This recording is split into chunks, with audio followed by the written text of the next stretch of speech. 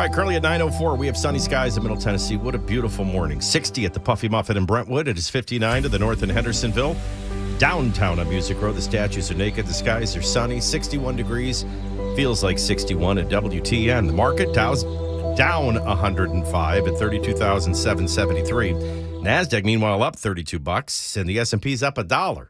So 2 out of 3 are in the green, but the market is basically flat at 9:05. I'm Michael DelGiorno, and if you're frustrated with sick care that we call health care, no results, no answers, no relief, Blue Umbrella Medical of Middle Tennessee is different. Dr. Jay Hitson and her team of very talented physicians, they're going to get to real answers through state-of-the-art lab testing. Once we have the real answers, then we're going to go for the root cause with very advanced diagnostic equipment. Once we've identified the root cause, we're going to treat it with cutting-edge regenerative treatments. And that makes all the difference in the world. Take neuropathy, for an example. Acute, chronic, crippling. MDs will tell you there's nothing they can do, and it's only going to get worse. We're going to treat that root cause with cutting-edge regenerative treatments, and we're going to stimulate, reactivate, and regenerate the damaged tissue and nerve endings. That's going to bring actual lasting relief. Actual health care with real results for a change. And it's all covered by insurance. And it all begins with an absolutely free consultation. So if you or someone you love or care for is suffering from neuropathy, find real results at Blue Umbrella Medical of Middle Tennessee. Set up your free consultation today, 610-6937, 610-6937, online at bluumbrettamedical.com.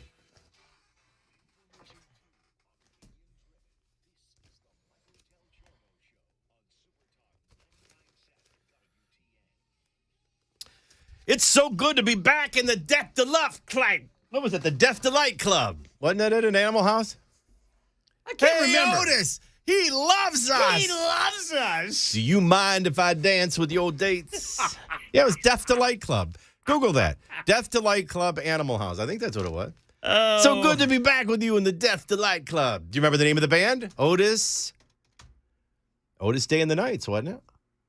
I do not remember. Which, by the way, would have been a great name for a band, right? Day, night, Otis Day and the Night. Ah, yes. The Death Delight Club. It was Death Delight Club? No, I haven't seen that yet. I'm telling you, my memory about things that don't matter is so perfect. But when I get when I'd have my Andy Ogles moment in the middle of a test during civics, boo, I'd go blank. Which, by the way, somebody's harassing me on Facebook. Still waiting for that Andy Freeman interview. You just heard Andy Freeman. Did you know that's Andy Freeman singing our theme song? Michael DelGiorno? Oh, yeah. I forgot about that. I think this particular individual is meaning Andy Ogles. Oh. The hatred, the posse. Before I even get into any of the actual particulars of the Phil Williams investigative report, has it ever dawned on anybody how out for Andy Ogles everybody is? And where does that come from? I mean, the last time I've witnessed this was Scott Desjardins. When Scott Desjardins first got elected, everybody had it out for him. And they were trying to make him an abortionist and a this and a that, an adulterer. And they have it out. So here's how I feel about it ultimately. If people blindly, if there is a seed of hatred just embedded out there for an individual so much, he must be a part of something great to come. I have been friends with Andy Ogles for going on 8 years. Maybe Phil Williams can tell me. Do an investigative report. We'll probably find out it was more like 7.5, and they'll say I exaggerated. I never once. I mean, this is just. I still have a phone call out to Andy to join us. I guess he was on Dan Mandas, so nobody can say he's running and hiding, right? I guess, was he on Dan yesterday? It was... Or 2 days ago? Yeah, it had to be yesterday. Today's Tuesday. It was yesterday, right? Yeah, yesterday. Or Friday? Was it? I mean, I think it was Friday. You know, it's one thing if I can't remember Death Delight Club. It's another if you can't remember yesterday, Ken. I know Dan was talking about, but I think it was Friday that Andy was on. Oh, okay. Well, then you're right, and we stand corrected. But whatever, it doesn't matter. It's not like he's hiding. I don't know, maybe he's busy doing something. But I did put out an interview request. We'll see if Andy comes on. I think it should be his place to respond to this stuff, not my place to defend it. And by the way, I'm not in the business of defending friends and congressmen. I'm in the ability of being a friend. That's the position I'm in. So, I mean, I don't know what you think you're doing on my Facebook taunting me, but you're begging me to unfriend you. And then get his name right. Unless you, by the way, I too am still waiting for my interview with Andy Freeman. Andy moved. I told him I wanted to have him on because he did a new project. I think he's extraordinarily talented, Andy Freeman. But anyway, everybody has it out for Andy Ogles. Listen, all I can tell you from a personal testimony standpoint is in 7.5, whatever years we've been friends, I don't think Andy's ever looked me in the eye and never even claimed to be an economist to me and never even came up. He worked for Americans for Prosperity. He ran for office a couple times. I mean, as far as that, I don't think any of that ever came up. Now, all of a sudden, that's a big issue. I don't know. I'm blind to that. Has he been going around telling everybody, like George Santos, he's a Peter St. Onge, senior fellow economist? I'm not aware of that, but I can tell you this that I was left with. I wouldn't mind seeing everybody's transcripts. Are we gonna dig up Marsha Blackburn's transcripts or? Mark Green's dying for us to dig up his transcripts. Don't you know our brother Mark was like freak straight A student. He even got an extraordinary Umakam Klakala Klaka Martha Van Klock in home economics. I mean, I think we could all, hands down, don't we all agree, if we're going to go through everybody's transcripts, I'm the biggest idiot. Mark Green was probably the most brilliant. Oh, I've got you both beat. I'm pretty sure. Well, I mean, that's a whole other conversation, isn't it? C's get degrees. I don't have any degree in theology. My Bible college never opened because the person opening it got caught with a hooker on Airline Highway. All right, so I know there's people with better theological training than Airline Highway. But I got news for you. I don't think anybody has studied in original language and exegeted Scripture better than me. Does that make me any less authoritative?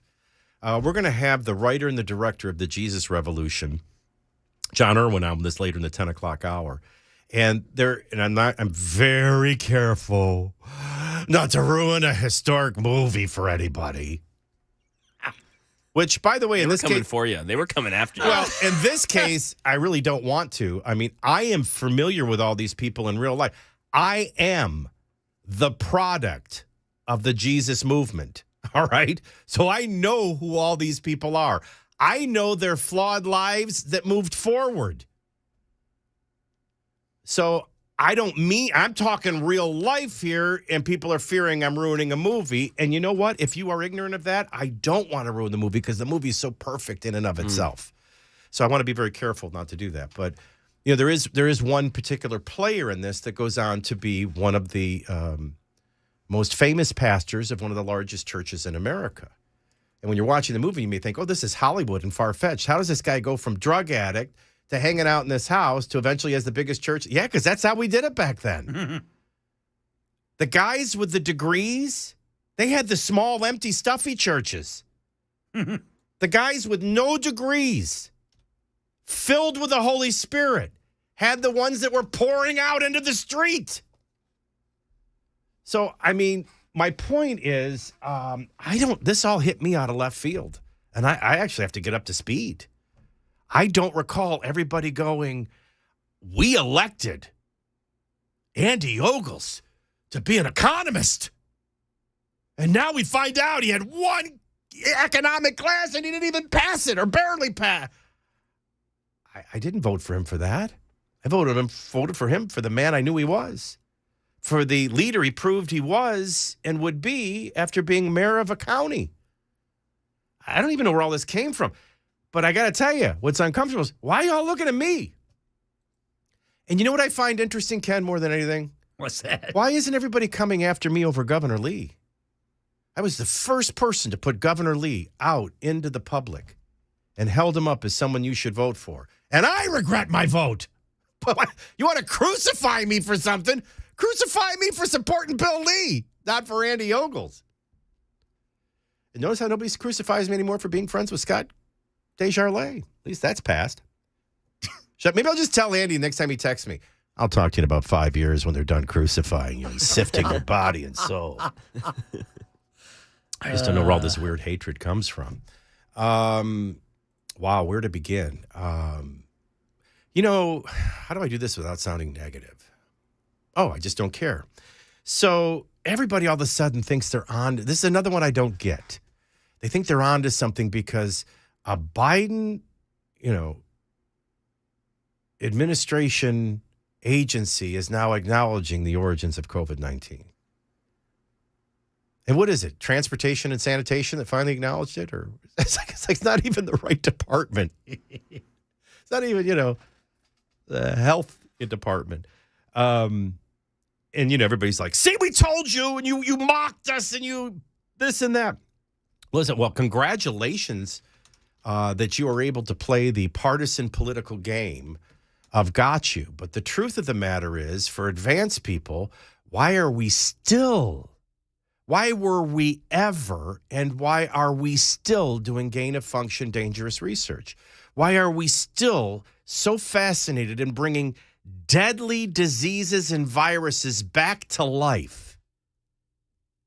That's the real question. And in all of this, I guess I'm a little blindsided because I remember a senile Joe Biden, 64 days into his presidency, slipping and finally having a news conference and telling everybody, I talked to China. I talked to Xi. I held him accountable. I told him I know where this virus started, and he's not cooperating.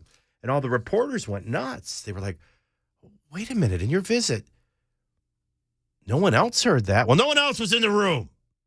No one else was in the room? It was the biggest political bombshell associated with COVID that never went anywhere. I mean, crickets. And now all of a sudden you think they're just waited 2.5 years later to just release this? You're being wagged. And even if you're not, the bottom line is this. The question is relevant, and it must be answered, and it deserves to be answered, and China is the one to answer it. How'd COVID-19 get out? Why did you make preparations to protect your people, and why were you reckless to endanger other countries? They were mass building hospitals around the lab. But they froze all movement within their country, and they did nothing to stop movement out of their country. So I love all these people playing politics with it today. You're still not asking the questions. You think you're being so wise in pointing out, see, we were right all along. You still haven't gotten to the essence of it. The world must ask China. The world must ask Fauci. The world must ask America today, why do you continue to do gain-of-function research? If the lesson of China is they're evil, they were reckless, they killed millions of people, why are you doing it now, today, within your borders? Now, as for China, listen. Do you know what I have to, honest to God, say out loud? As much as I think I understand the economy more than most people and experts, other than Peter St. Unge that I visit with, I don't think I ever took an economics class. I don't think we had economics. And do you know today they don't do sociology, psychology, and civics? What do you mean they just don't? In high school now. Oh, yeah, in high school? Yeah, I never did that. But I don't think we had economics. Did you guys? I didn't. I went to school in Pauls Valley, Oklahoma. Well, I know that, but did you have, you had Algebra 1 and 2, right? Yeah, I had. All right, so we can all agree on that. We had sociology. Did you? Yes, we did have sociology. Did you, Mac? Don't remember that. We had, stats. No, see, I'm telling you, it was gone by Mac's generation. Yeah, I never had All right, so first of all, you'd have loved it. These were my favorite class. I mean, classes you could use were civics. Real world. Classes you could use was sociology. Classes you could use I'd love that. was psychology. I mean, these were great classes. I don't think they're in high school anymore. No. I had world affairs. I loved it. That's cool. I kind of remember world affairs, and it was different than world history. Yep. What other classes do you think we had that the kids don't have today anymore? But I don't remember ever taking an economics class. I really don't. I don't. You know how I remember? Because I have a photographic memory, so I remember the actual covers of the textbooks. Is how my mind works. I don't think you're just going through that was green. With I can see. I can still see the old textbooks, but I don't think That's cool. we ever took economics. I should run for office. I'm probably a freaking president. But I did take psychology out. Hey. I know you're jerking with me, pal. Get out of the room. Throw him out in the cold. He's trying to mess with me. No coat. No Don't give coat him his for coat. Don't give him his. Can I hear that again? That'll make me have a nice day. Get him out. Get him Throw out. into the cold. Into the Don't cold. give him that coat. No coat. No coat. It was Can you 12 imagine- degrees. Can you imagine they're outside? We should have done that. Don't give him his coat. No coat. I don't even remember what the hell I was saying, but yeah, I'm still waiting to talk to Andy Freeman. I don't understand why everybody hates Andy Ogles. I don't really care what his transcripts are. I sent him to the United States Congress based on his work with Americans for Prosperity and as a proven mayor of Murray County. But I'm still reaching out to him so you guys can crucify him. In fact, maybe by Thursday we'll have Andy Ogles and Barabbas, and you can decide who we should kill. But leave Andy Freeman out of it. Big show. James Carafano is going to join us. We'll talk about war, Yes. rumors of wars, world wars. John Irwin is the writer and the director who brought a historic, accurate motion picture masterpiece to the screens that brought in $15 million in its opening weekend. Writer and director of Jesus Revolution will join us at 10:05. Big show. Miss a little, you miss a lot, and I'll miss you. It is 9:21 at WTN. I want to talk to you about Brentwood Jewelry. Somebody came to me the other day and said, I finally went there. Wow, you were right. This is the official jeweler of my home. And I love talking about them. I find our physical building and location Rockwellian. When you walk in, it really is a family. Mom has wrapped presents for me. Dad has always upsold me. Son has always dealt with my poverty and found a way to make an impact at every price range. But I love Under the Glass, the creativity, the quality, the affordability in every price range. So you can be a hero, so you can express love the way you want to. And if you can tell a story, if you can think it, we can create it. Because right behind the wall are 10 master jewelers that are not only making one-of-a-kind pieces, they can also replicate pieces. Imagine a beautiful set of earrings that your wife loved and she lost one of them. We can recreate the other. The possibilities are endless. The style is exceptional. The deals are tremendous. And it happens every day, not just around Valentine's and Christmas. Exceptional style, exceptional deals every day for 50 years. That's Brentwood Jewelry in the heart of Brentwood, just off Franklin Road on Church Street. Online anytime at BrentwoodJewelry.com.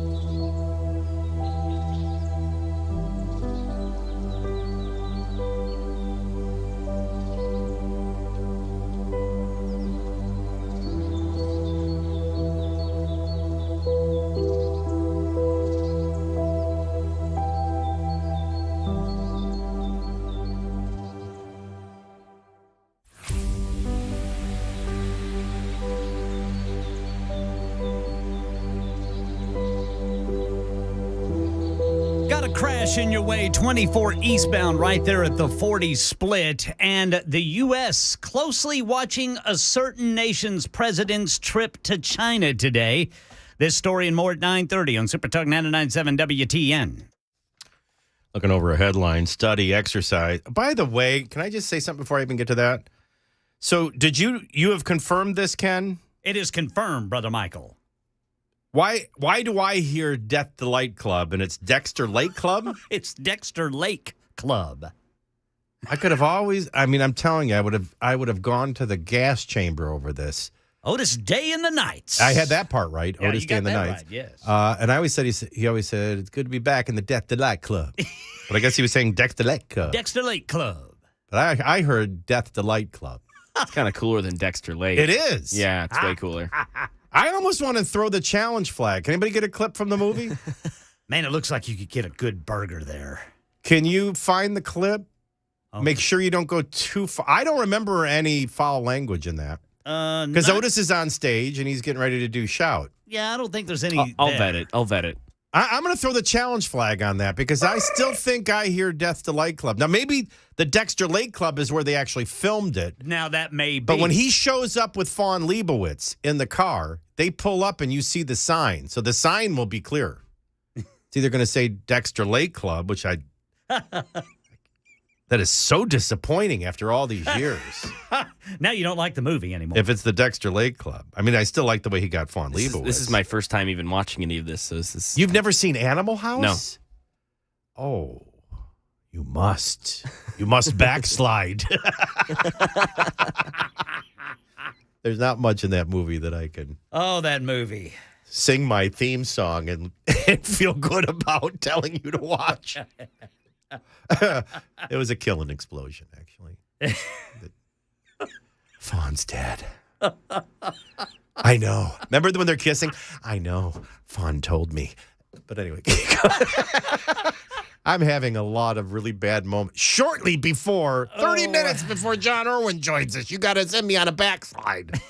Are you going to have a hard time finding this? Because I'll stop waiting for it. By the way, Marcus Mariota just got cut from the Falcons. Really? Yeah. Dang. Well, as a journeyman. Makes He's sense. a journeyman now. Yeah, I think at some point. And by the way, he's going to be on a documentary this Wentz offseason. got it too. Yep. Carson Wentz has been released from the Commanders, so there are a lot of quarterbacks floating around. Anyone to come to Nashville? Neither of them, please. I don't know. What's the real news? All these guys getting cut, or we're not cutting our crap? I think that teams are very impressed by the quarterbacks in the XFL. Carson Wentz released. Marcus Mariota released. Meanwhile, the Preds go for 3 straight tonight at home, Yes, sir. hosting the Penguins. Bridgestone Arena will be watching on Bally Sports. The Vols, 12th in the country, will be hosting the Hogs. Woo! That's tonight at 8 o'clock. Vandy in Kentucky tomorrow at 6. That's sports in the Talk Station. Bernadette Peters is our only birthday today. Oh, well, I'll be. 75 years old. Wasn't she on the Love Boat a lot? Well, as you know, she was the girlfriend on the Jerk. That's right. That's right. Mac, you got to watch that movie. That's in my transcript. Michael got an A+ in The Jerk and Animal House. Somewhere Phil Williams is going, I'm going to ruin this 9 to nooner. Tonight on television, what is it? It's like an echo almost with network television. Yes. But they all do this. FBI, FBI International, FBI Most Wanted. How about FBI Incompetent and Corrupt? Can we get that one? ABC has The Rookie and then Rookie Feds. Fox has 911 Lone Star. Oh, and that's it. Night Court? Yeah, unless it got better. Ooh, embarrassing. American Auto and La Brea. Yeah. I do like the girl in that with the mole. I like her. I got to look that up now. What, her mole? You know, the girl. Oh, you know, you got to find out if it was Dexter Lake or Death Delight before you I'm get to leaving the that mole up to you, in La Ken. Brea. I'm leaving that up to you. All right, and that is sports and entertainment. It's 9:31. Challenge flag has been thrown. In the meantime, news starts now.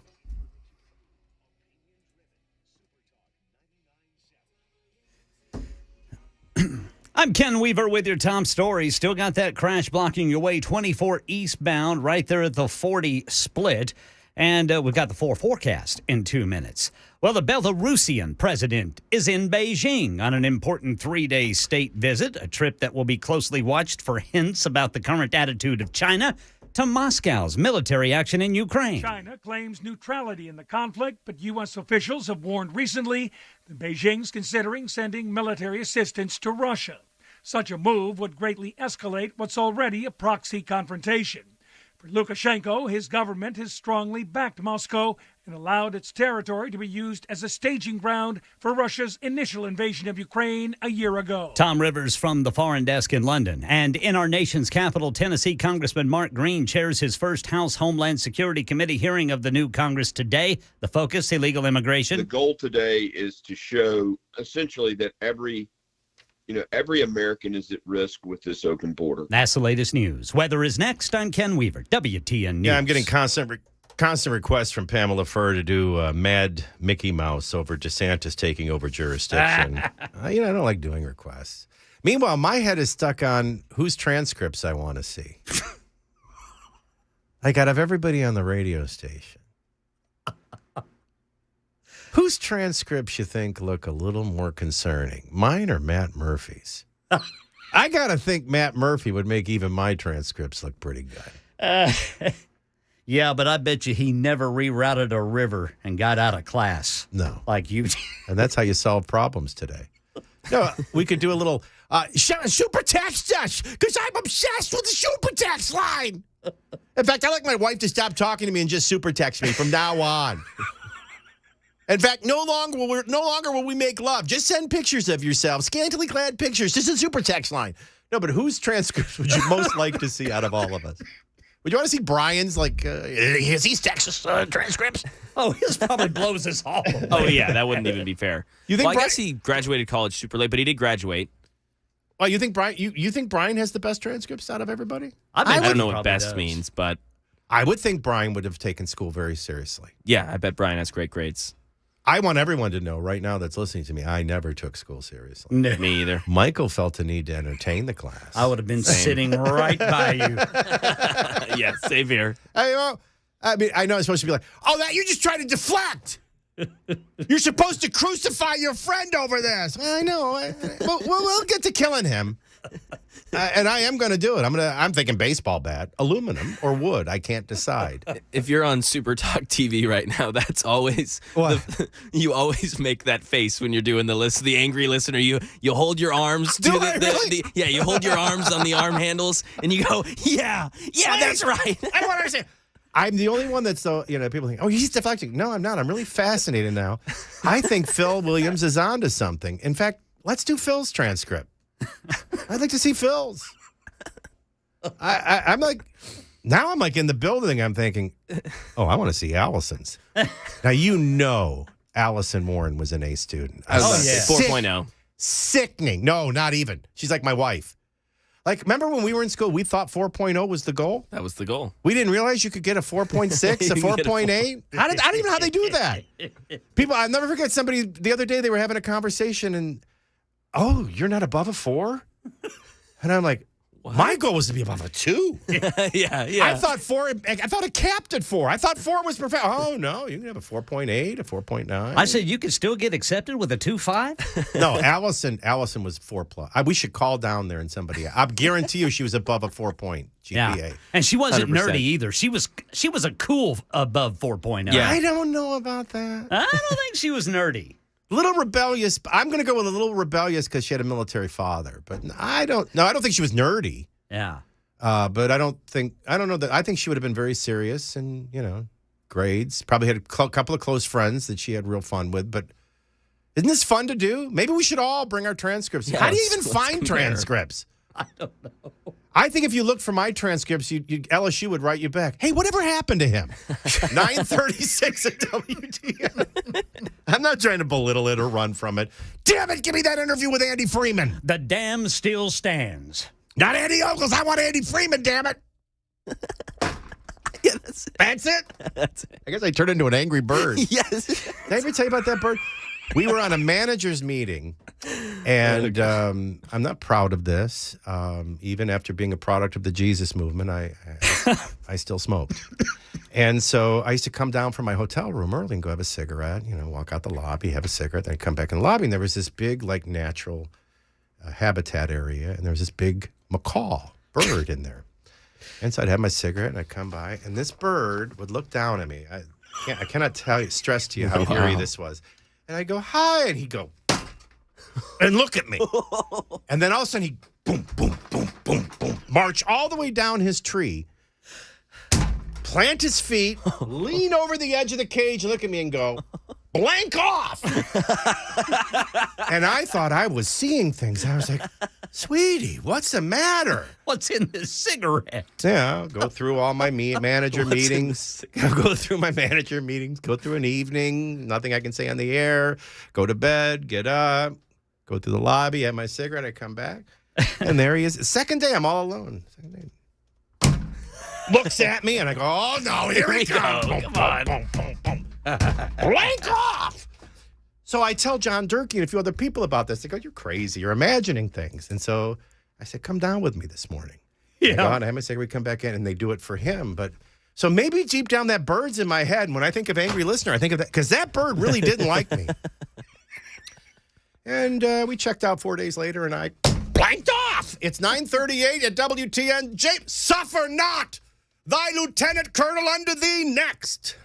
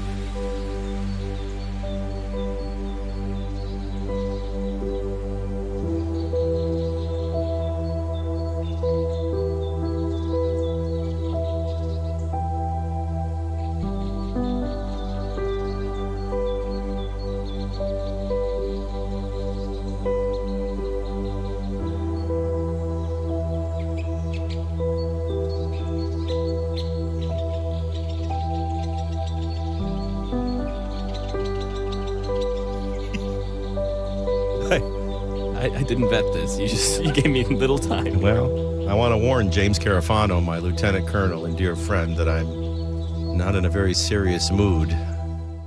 Even though we got China and Russia to talk about, I wanted to start with the Army's theme song, but this is a long intro. Yeah, there it is. When I was messing up my transcript in high school, James Carafano was getting more done before 9 a.m. than I would get done all day. Ladies and gentlemen, suffer not, thy lieutenant colonel unto thee. The esteemed James Carafano from the Heritage Foundation. What was the halls of Montezuma? That's Marines, right? Yeah, right. You sure that's not the Star Wars theme? I don't know what version he got. Do you know It how? just says United States Army theme. Do you want to know how our day started? Trying to figure out in Animal House if it was the Dexter Lake Club or the Death Delight Club. So trust me, here's the thing people don't know. So the Army song was originally the artillery song. And so it was the song of the field artillery. It was written during World War I by an American artilleryman. And then I don't understand how this happened, but the Army essentially just took the song and changed the words. So who was, let's just do this real quick. Who was over there, over there, over there, over there? Who was that? That was a World War I song, but it was written. James Cohan, right? Right. Yeah. I think it was Yip Yip Yap Yank. The Yanks are coming, the Yanks are, which is what they sing when they're marching into South Carolina now as they're getting taxed. Anyway, I got a recruitment letter this week from West Point for my daughter, Alexandra. Yes, not my son, Nick, not my daughter, Anna, but and let me tell you something, they're picking the right kid, too. Well, that's true. Do you know that my first cousin, Julie DelGiorno, is a decorated, I think she ended up lieutenant colonel too. Really? Wow. Her nickname was the Bullet Magnet because everywhere she went, they would fall under fire. And then I have another cousin who was very high ranking I think she's the highest ranking in the DelGiorno family in the U.S. Navy, retired. So yeah, we got some DelGiornos that served this country and served it well. By the way, Julie is also your all-time leading female basketball scorer in Army history. Yeah, so you know that you're not impressed at all with my family, are you, Jim? No. So your listeners do know that I went to West Point military academy. So the second year I was in West Point, I got a letter from ROTC, from ROTC, telling me I'd been turned down for an ROTC scholarship. Oh, right, as you're going to West Point. As I was like halfway through West Point. I don't think I've ever asked you this in all of our personal. Because I never applied for an ROTC scholarship. So as impressed I am with West Point and you, I don't think I've ever asked you why you chose West Point. That was really easy. So my dad was in the Korean War, and his favorite lieutenant, who was actually killed in the Korean War, my dad just thought this man was the epitome of a great leader. And so for him, West Point was this guy, right? So when it came time to go to college, I wanted to go to the University of Florida in Gainesville. And so I applied there. And then a West Point recruiter guy came through. And we filled out these cards or something. And I started getting this stuff from West Point. So my dad said, well, you should apply to West Point. So I did, just to make my dad happy. And then I got accepted at the University of Florida. And I went to my dad and I said, hey, I need a $50 check for the dorm thing. And first of all, my dad was like, $50, what are you, crazy? But the other thing is, well, why don't you wait until you hear back from West Point? And so I said, yeah, what do I care? So I waited, and then, a couple of months later, I got this letter from West Point, telling me I've been accepted at West Point. So I opened the letter, and I took one look at my dad's face. I said, I guess I'm going to West Point, because I could not. Can I ask a personal question? Was he still alive when you achieved lieutenant colonel? Oh yeah. My dad lived to be 90. So he. What did that mean to him? But what did that mean to him? Not just that you went to West Point, but when he saw what you achieved, had to mean everything, right? Well, I got to. The amazing thing about my parents, there were four of us. My parents were absolutely as proud of every one of their children. Oh, not mine. Not mine. Yeah, I mean, he was just proud of all of his children and everything they'd done. So, but I will never forget this though.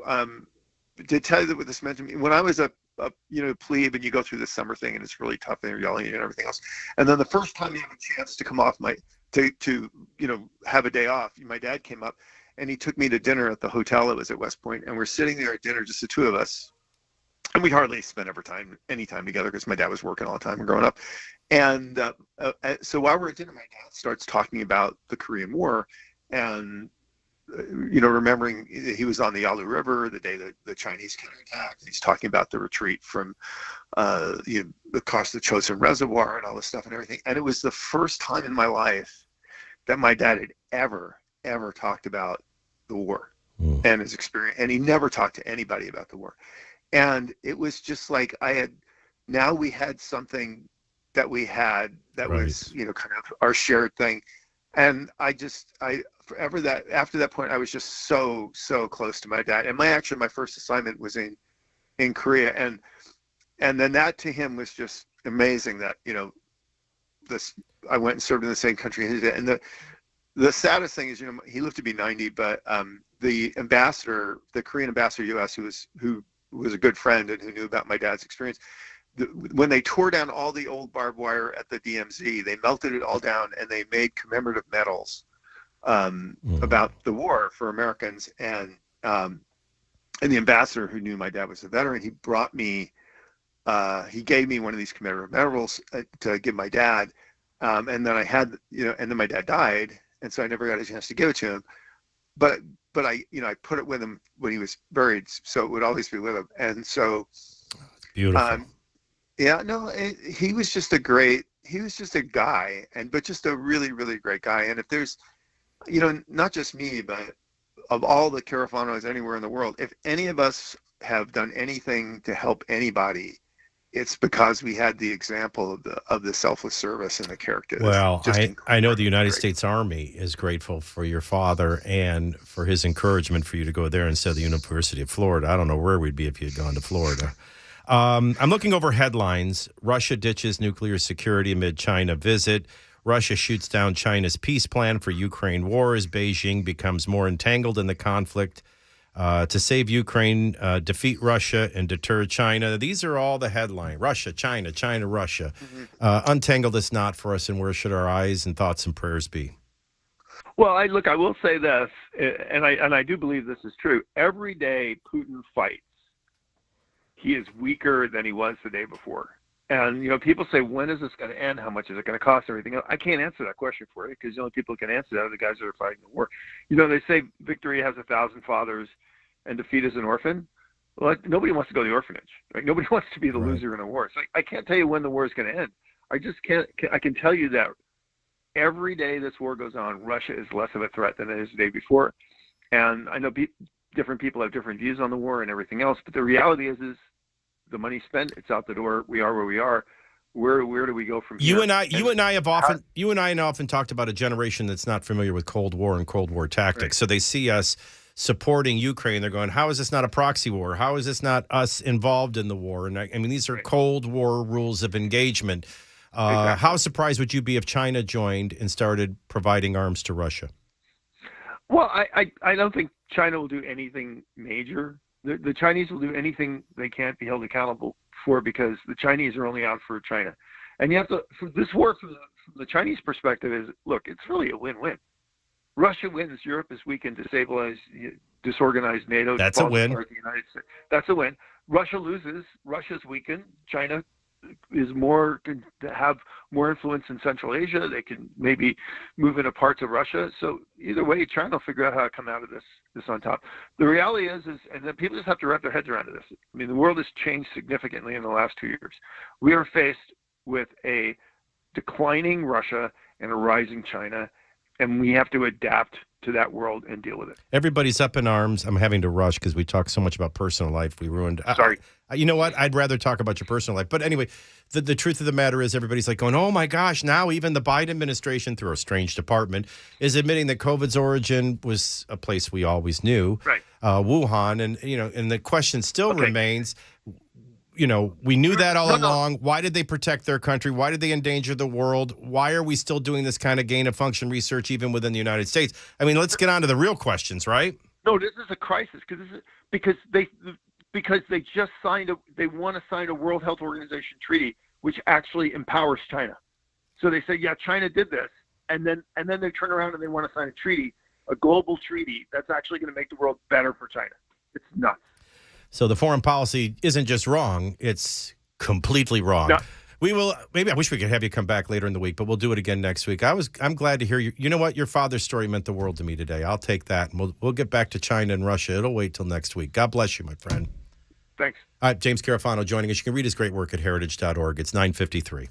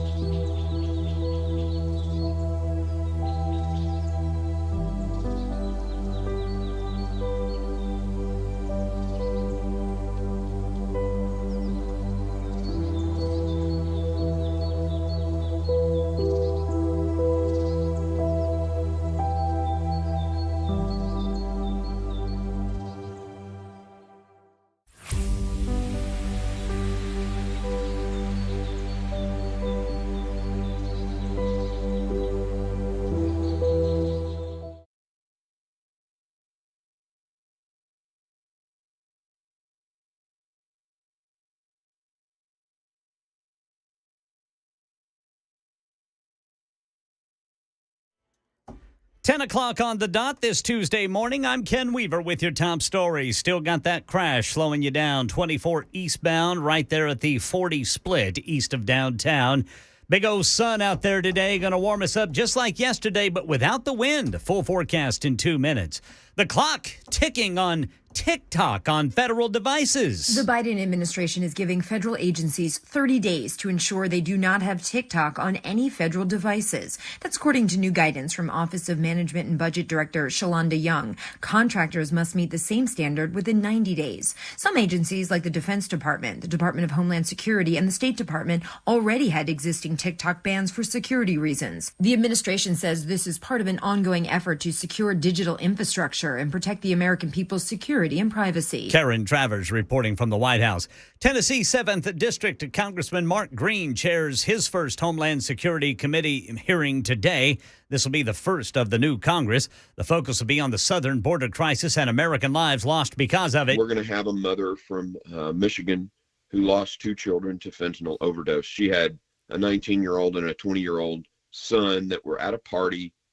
Everybody in the hotel room took this drug they thought was something else, and it killed everyone in the room. The committee just got back from the southern border with the largest contingent of freshman congressmen ever, and Congressman Green says they witnessed the seizure of 70 pounds of fentanyl. Right now in Nashville, Metro Nashville Public Schools will consider installing a system whereby security cameras can detect guns and then immediately trigger lockdowns and call police. It's going to cost $1 million. The Metro School Board could vote tonight. And a federal civil rights lawsuit filed in the Laverne Police Department sex scandal. The lawsuit filed Monday alleges Megan Hall, the only female cop fired over the matter, was a victim of sexual harassment while being groomed for sexual exploitation. And since the matter's gone worldwide, she has been publicly ridiculed and can't find another job. That's the latest news. Weather is next. I'm Ken Weaver, WTN News. Opening weekend brought in $15 million and ranked third nationwide. The Jesus Revolution. Its writer and director, John Irwin, joins us next.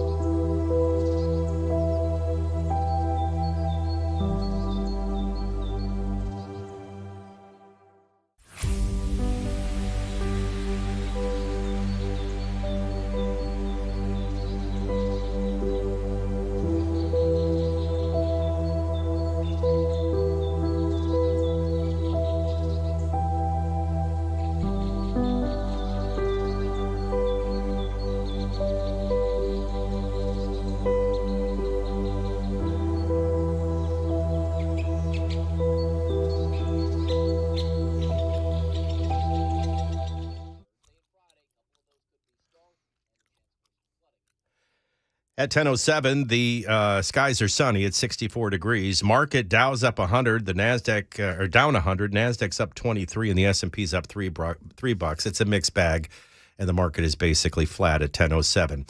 What if you could be credit card debt free in 10 days?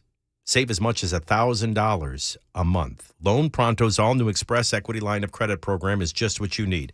I'm Michael DelGiorno. Call my friends. The interest rates are down. They're at 5-month lows. You can get rid of a lot of that high-interest credit card debt, any debt attached to a variable rate. That's going to help you be recession-proof and then free up cash flow to afford inflation. Now, even if you've recently bought a home or refinanced, your home continues to grow in value, and you can tap into that equity and get a real check in your hand in 10 days. And 9 out of 10 times, you don't even need an appraisal to move forward. And even if you did a total refi or just bought your home, you can tap into the equity with this fast and easy program and get your financial house in order. Stop the madness. Say no to 24% interest fees and debt attached to variable rates. Get your house in financial order and use your house to do it. And call my friends at Loan Pronto today. 499-5780. 499-5780. Online at loanpronto.com. Equal housing lender. NMLS 166-1781. Subject to lender approval.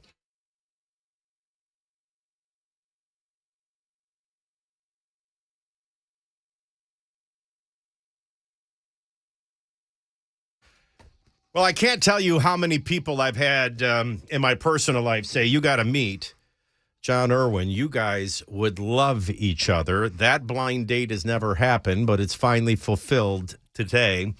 The movie Jesus Revolution grossed over $15 million and came in third place in the box office this weekend. And the co-writer and the co-director and one of the producers, John Irwin, is joining us now. So we finally meet. There's two sides. We finally meet. Two sides of me throughout this interview. One, the moviegoer, and two, the product or the result of the Jesus movement. So we'll kind of cover it that way. I want to start with the movie. And as a moviegoer, I think had to be a tough thing to do, to be historically accurate and then tell a great story and shoot a great movie, and you accomplished both. This was a masterpiece, my brother. Oh, so hey, this is a great way to meet. Telling me it's a masterpiece. I think that we have just an amazing team, and I had more fun making this movie than I've had in so long, and I just the team was amazing. And years ago, starting with a movie called Woodlawn, and then leading to a movie I Can Only Imagine. We just fell in love with true stories. There's just a power to the truth. And I think when you're watching something that really happened, even though, of course, we use, it's almost like painting a portrait, not taking a photograph. You have to compress a story. But when it really happened, people go out of the theater, sort of dreaming of a better version of themselves, and saying, maybe this can happen to me too. And maybe this can happen today. And that's just what I love about true stories. So, they say a filmmaker finds their story and tells it over and over again.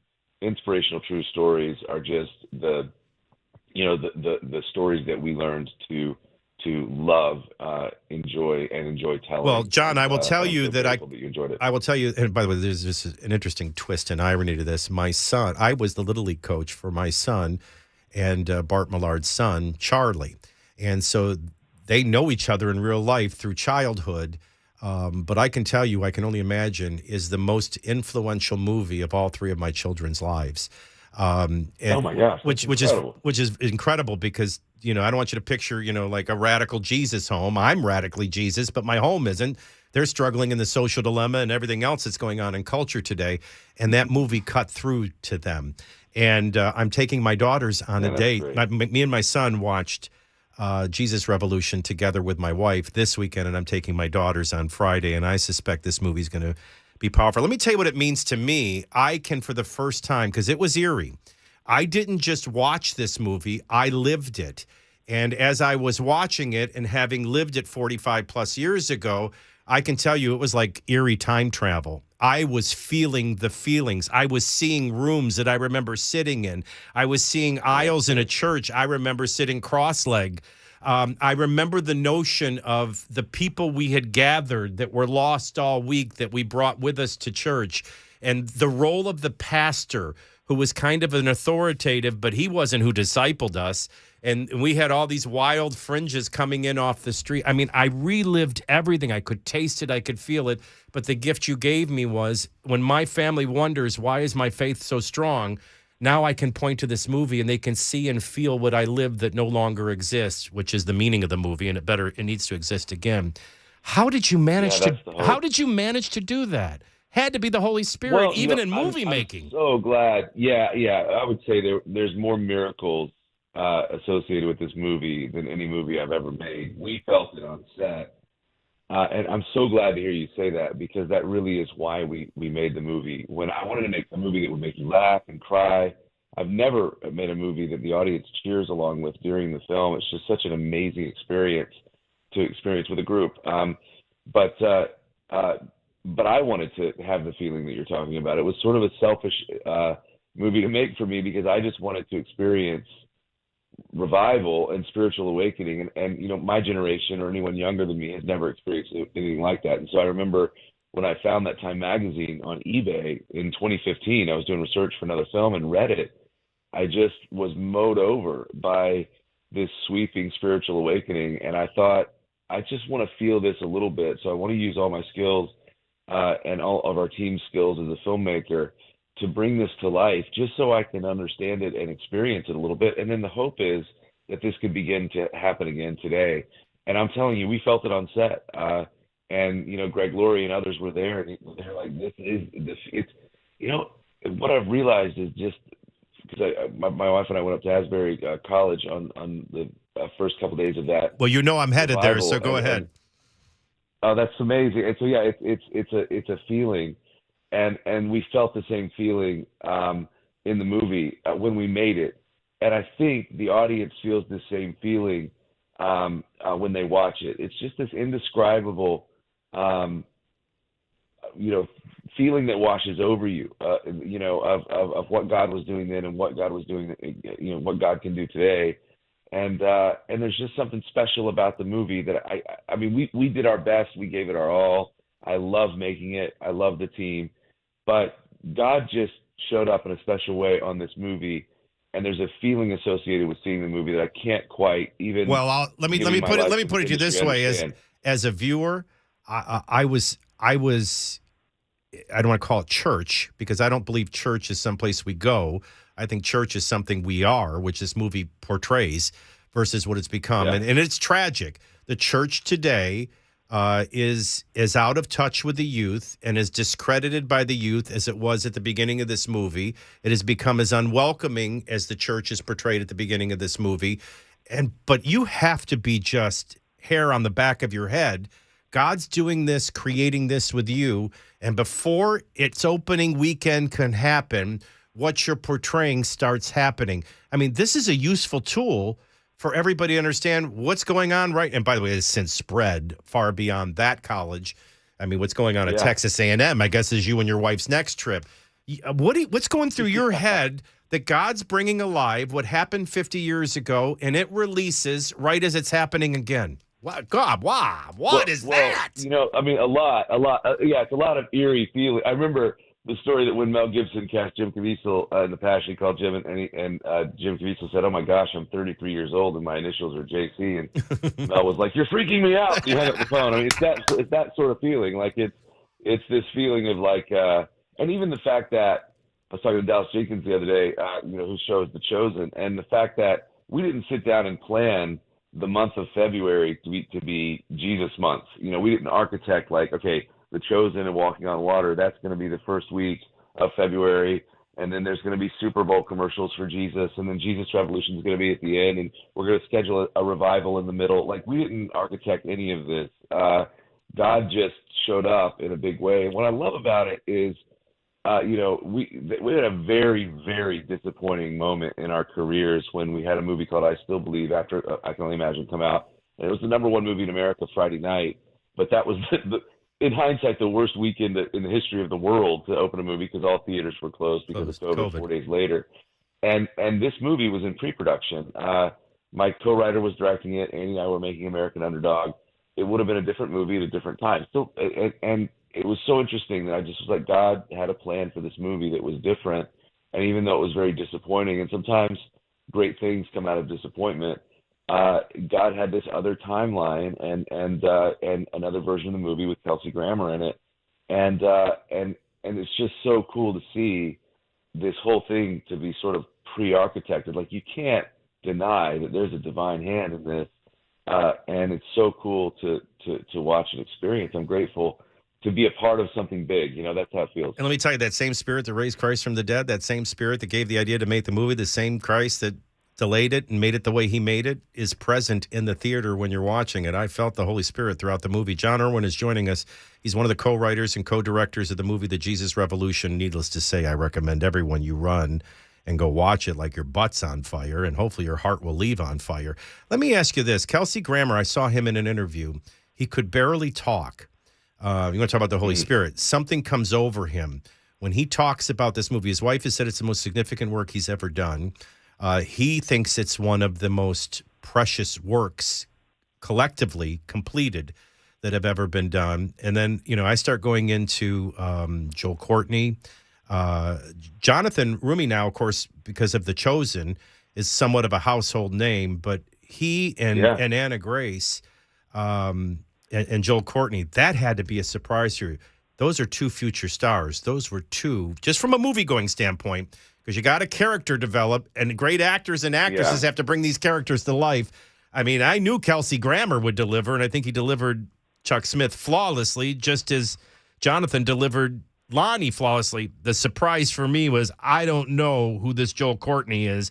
I don't know who this Anna Grace Barlow are, but they were magic. Magic. Well, weren't they? And the love story, this teenage love story, and Greg and Kathy Laurie today are going on 50 years of marriage and just dear friends, and that's been the core relationship that has made this movie happen. But the cast of this movie is so spectacular. It really did change all of us, and Kelsey Grammer has really articulated that so well in the press. But we all feel the same way about the movie. But Anna Grace, I've never cast anyone within 15 seconds of an audition. I'm like, yes, this is her. Joel Courtney, a huge fan of his first film, Super 8, which he didn't even know he was auditioning for J.J. Abrams at the time. It was his first gig. And then, he's in the Kissing Booth movies on Netflix. So, of course, my daughter flipped out. But what's interesting about it is we really try to architect these movies to be co-viewing experiences and movies that pull the family back together. So many times entertainment today pulls us apart. Absolutely. And like a failure. You feel like a failure within your own home. Like Jerry Maguire, like, I'm cloaked in failure. That's how I feel as a dad often. And so we try to make these movies where there's multiple storylines so multiple generations can watch them together, and it can be this experience that pulls you back together. And so what's cool about this movie is I've never seen a movie play to so many generations. I watched it with my daughter and my wife at the premiere, and my parents were there. And so you had like 3 generations experiencing it together. My daughter loved it. She was like crying, and she was like, this, I really, love this movie. And so John, it really is John, I didn't to be shared. I didn't cry. It was one of those painful, the ones that hurt, building, and it hurts, and then releases, wept. That's how much you moved me. The movie is Jesus Revolution. I could go on and on. You could not have made the piece of art without the perfect chemistry of Kelsey Grammer, Joel Courtney, Jonathan Rumi, Kimberly Williams Paisley, who plays a great drunk. I mean, Brad ought to be concerned. Anna Grace Barlow. But let's talk about the historical fact of this. Can you have the Jesus movement without Chuck, without Lonnie, and without Greg? Any one of those are missing, I don't think the movement happens. Well, here's what I wanted to tell the story of, is there is not a perfect character in this film, and we really wanted to make an authentic story. What I loved is they weren't perfect, they weren't better than anyone else. They were simply available to God at a very unique time in history. And how different is that? And how different is that from today? The biggest church is the one with the most famous pastor. The biggest churches then were the people that were out gathering all week, right? That's exactly right. And I think so many of us sit on the sideline of Christianity, and we're thinking, okay, and I put myself in this category. I'm either unqualified or I'm disqualified or whatever, and we don't get on the field. And I think that I hope this movie says that, like, God can use anybody, and these are God can use ordinary people to do extraordinary things together. And this was an unlikely team that was very different from each other. I've always called this, like, this is my Guardians of the Galaxy, Right, like, because it's such a band of misfits. But they sparked something that lit a fire that swept this country. And if it happened then, it can happen now. And if it happened then with ordinary people that struggled with things that were just human, then it can happen again. And I would love to see. I can't tell you the striking similarities. This is the longest I've ever worked on a film. It's the film I've wanted to get made in between all the other films. And so I've become a student of this. We are in such a similar moment. The church is in a similar condition. America is in a similar condition of division. And the beauty of that is, what do they say? That when your pain outweighs your fear, change can begin.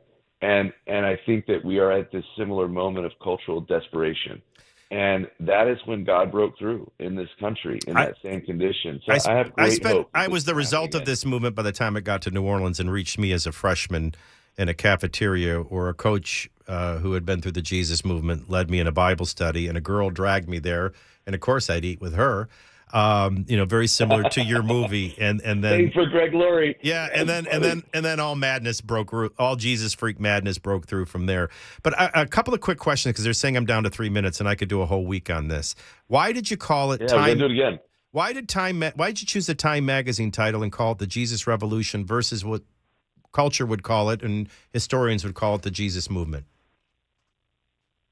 Well, I just love the historical, precedent of a Time magazine cover story. A few years before, I think it was in '67, Time ran the first cover with no picture. It just said, "Is God dead?"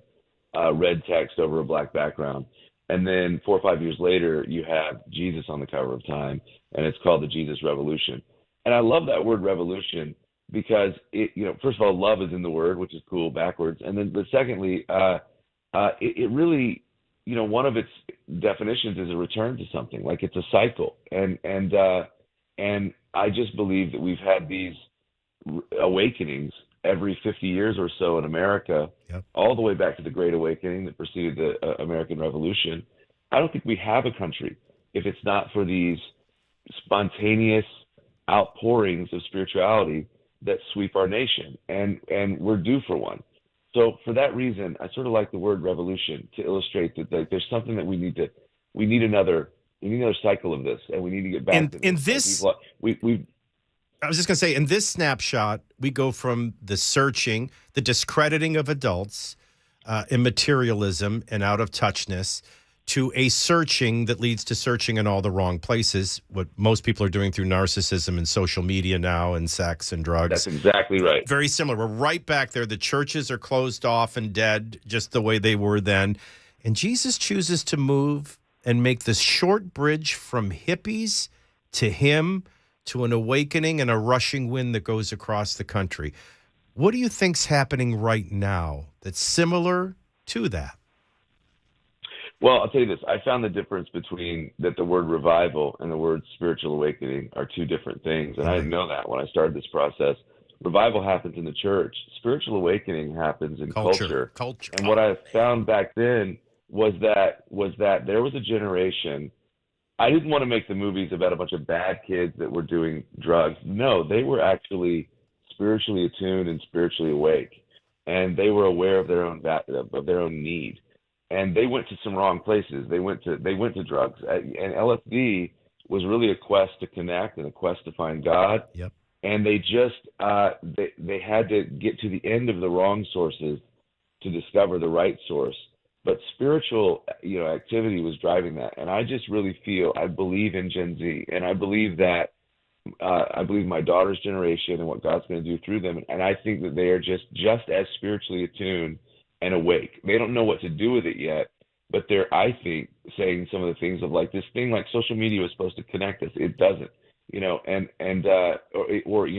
feel these things like anxiety and it is this quest for God, and I go all the cons with my daughter, like TwitchCon, VidCon, and Comic-Con, a bunch of weirdos. Anyway, but I go there and I feel like Chuck Smith, like sitting there like, what is this? Right. But it's a generation that wants to connect and is hungry.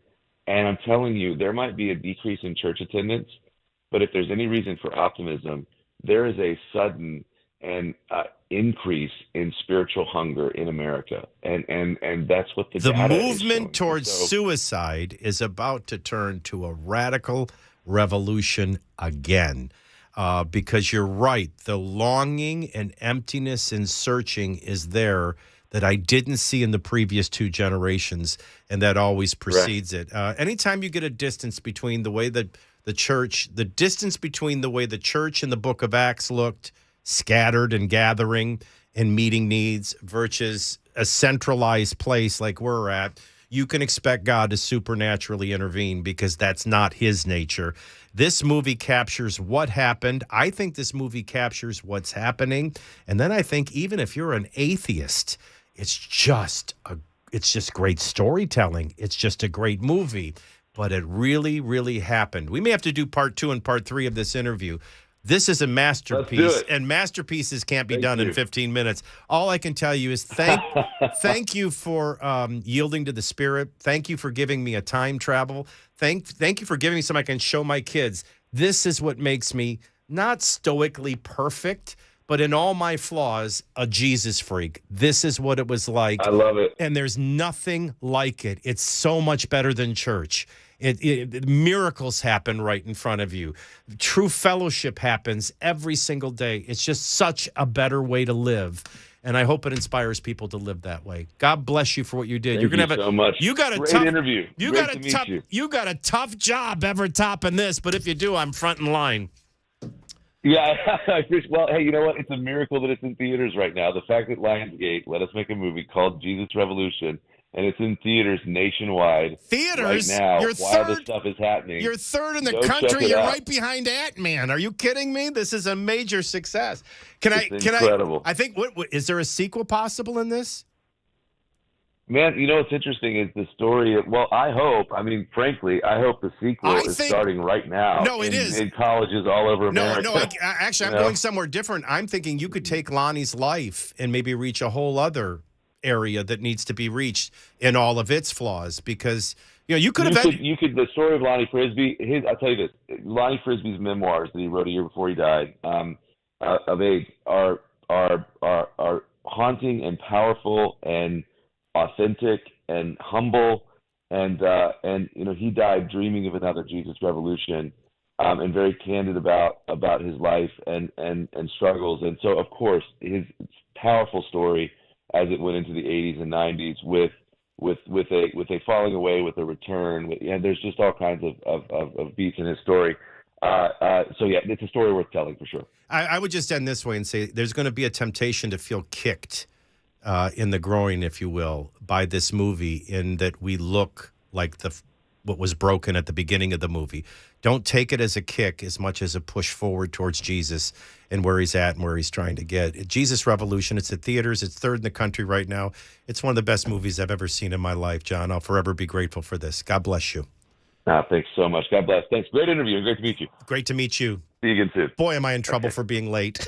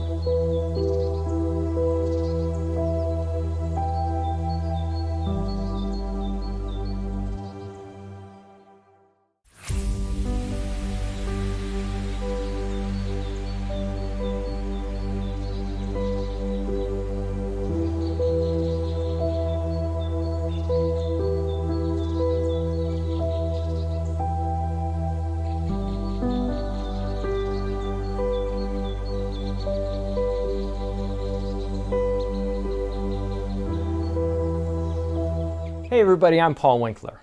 The financial world can be full of landmines for investors. On the one hand, investment firms and the financial community will often overcomplicate the financial planning process to confuse investors. As one guy who used to work a big investment firm once told me, if an investor thinks that they're over their head, they'll blindly trust you. And it's easier to sell to them. I'm glad I'm away from that. On the other hand, many people oversimplify investing to the detriment of investors. Just having a little knowledge can be really dangerous. The idea there is the same. It's just a different way of selling things. At Paul Winkler Inc., we like working alongside our clients with an education guidance approach. I believe that there's confidence that comes with knowing what you're doing and why.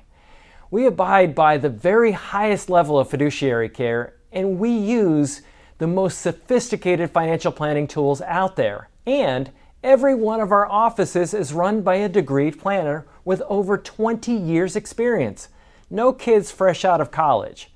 If that sounds like a winning formula, set up a free 15-minute phone call to learn more. Go to paulwinkler.com or call 615-851-1950. You can do this.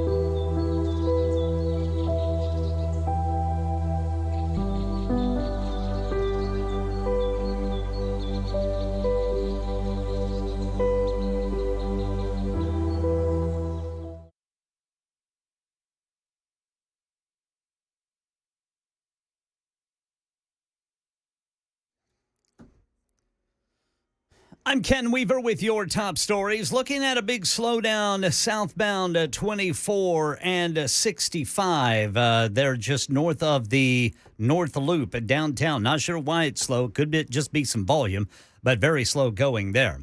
The U.S. watching closely the visit to Beijing by the Belarusian president amid concerns that China might supply Russia with lethal aid in its invasion of Ukraine. Here's James Longman in Kyiv. Ukraine says Russia launched more than 60 attacks on the town of Bakhmut overnight. They're trying to encircle the town. Control there would mean that Russia is better able to launch assaults on the east of the country. And it just feels like Russia's trying to take as much territory as it possibly can before the Ukrainians receive yet more heavy weapons from the West. By the way, U.S. Treasury Secretary Janet Yellen made a surprise visit to Kyiv. That's the latest news. Weather is next. I'm Ken Weaver, WTN News.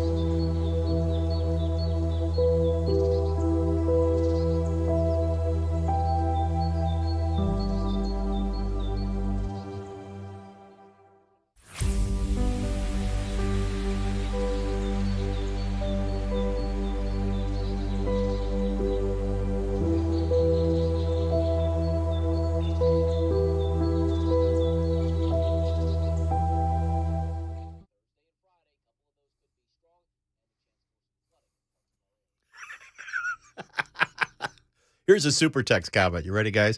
If I could get rid of one host on this station, it'd be DelGiorno. He only talks about religion. You know, they have radio stations specifically for that. Boy, does he need to see the Jesus Revolution. No, I will not shut up and go in my corner. But no, that's not the only thing I talk about. In fact, I'm going to talk about politics here in a second.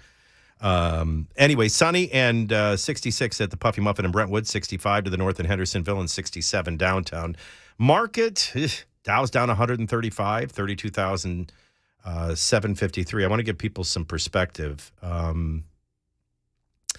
Just a month ago, not even 2 weeks ago, we were at 34,243. So we're still 1,500 off where we were a week ago. So down 136 when you've been free falling for about a week and a half. Nasdaq's up $15, and now the S&P's down $1. 2 out of 3 are in the red. The market is slightly down, but the effects of Joe Biden. By the way, it's saying streaming is down. Are you aware of that? Yeah, I just called Dan. Yeah. Well, it says in and out, and tune in is struggling. I have no idea. I just, want to pass along, all the negativity I'm getting when I take a peek at the super I was text looking at outline. it. Yeah, I was looking at it. I called Dan. Obviously, the strangest thing that I have been asked is, by chance, do you know what the street vendor rules are for downtown Nashville? No, I don't. Well, they did just change them. That's interesting. Apparently, somebody thinks that somewhere in my transcripts is my degree in street vending. I want to talk to you, if I can, about back pain, neck pain, knee pain, hip pain, elbow pain, wherever your pain is. Pain is crippling. Pain is a battle from the moment you wake up, and if it's lucky enough to let you fall asleep. Lost in all of it are the things that we used to love doing that we can't do anymore. I want you to know, at the Dr. Gill Center, we've been helping people get to pain-free living, avoid surgery, and back to doing the things they love for over 30 years. Now, I know you think of us as a chiropractic office, and we're certainly not ashamed of chiropractic care. It really works, but we have state-of-the-art industry equipment like Class 5 lasers, red light therapy, spinal decompression therapy. That was a big game changer. Separation without a scalpel, unpinching pinched nerves, repositioning bulging herniated discs, a healing flow of blood supply, tissue, and nerve ending relief for those with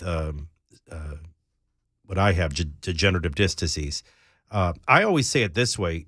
It's your best bet to avoid surgery, but it's also your best first step, even if it ends up in surgery, because it all begins with an accurate diagnosis. And $23 covers everything from your extensive exam to your x-rays and imaging and diagnosis. So don't do nothing. Don't settle for a pill. Don't give up. Pain-free living is possible. We do it every day at the Dr. Gill Center. And begin your $23 new patient appointment by calling our new phone number, 882-4838, 882-4838, 882-4838, or online at callmepainfree.com.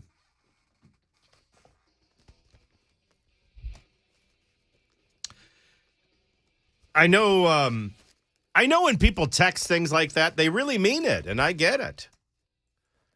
Listen, I just, people think this sounds so arrogant, and it's not. There's a lot of women in the world. Some weren't interested in dating me. I can tell you there was a stretch in the 90s where I think I dated virtually all of them. I chose one. One chose me. I'm not for everybody. I don't have that delusion of grandeur.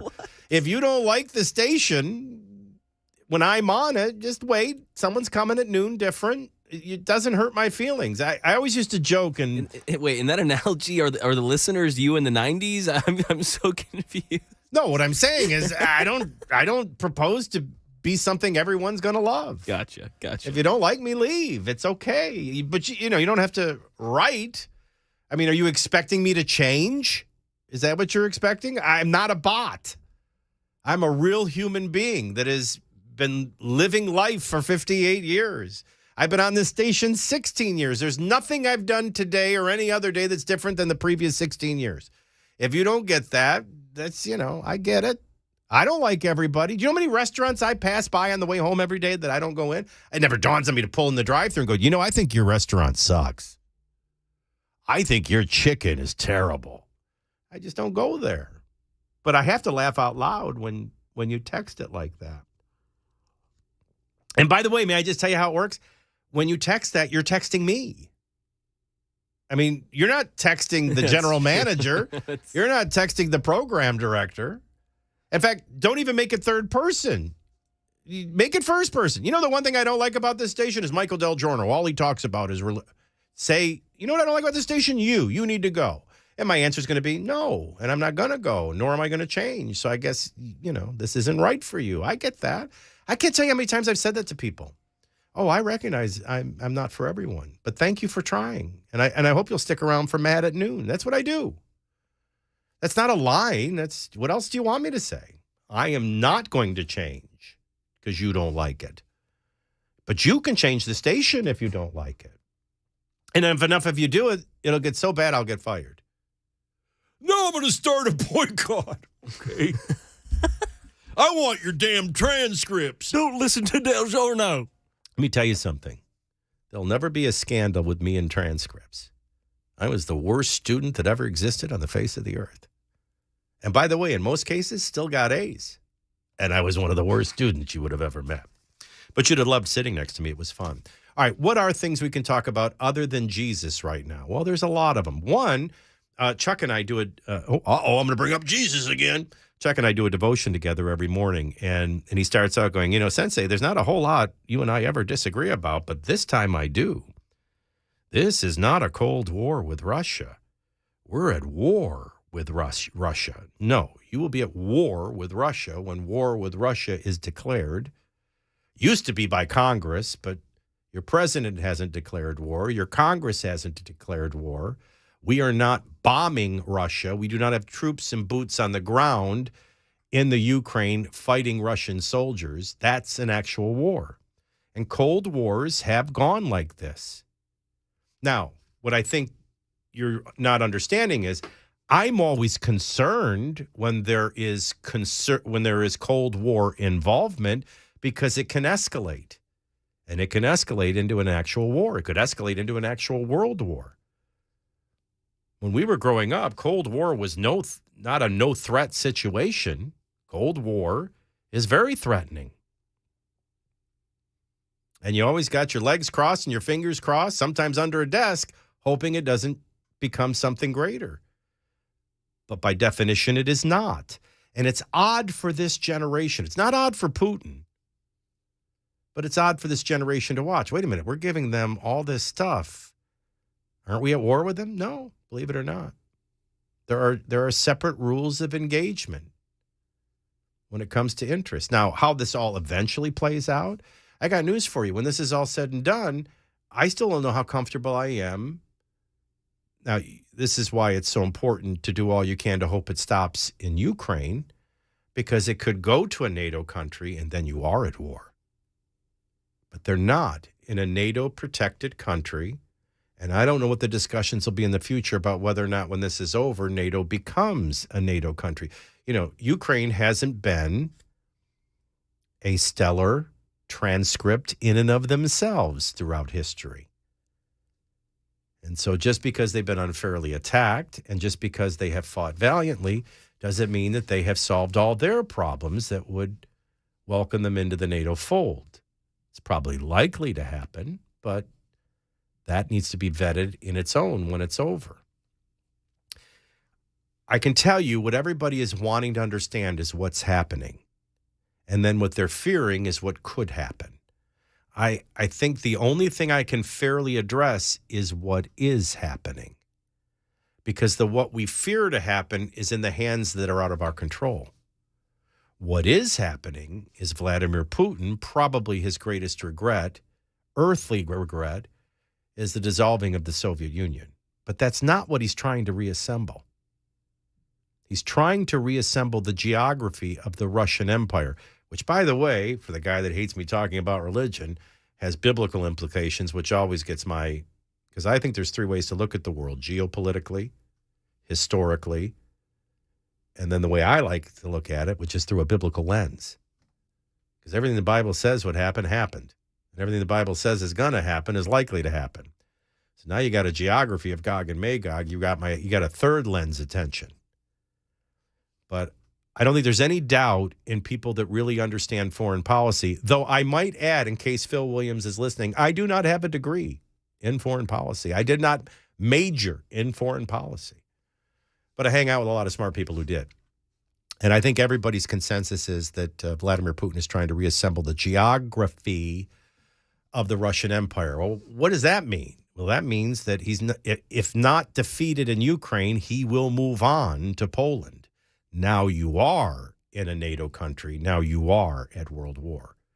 Would he stop at just Ukraine? Maybe for a while, maybe not.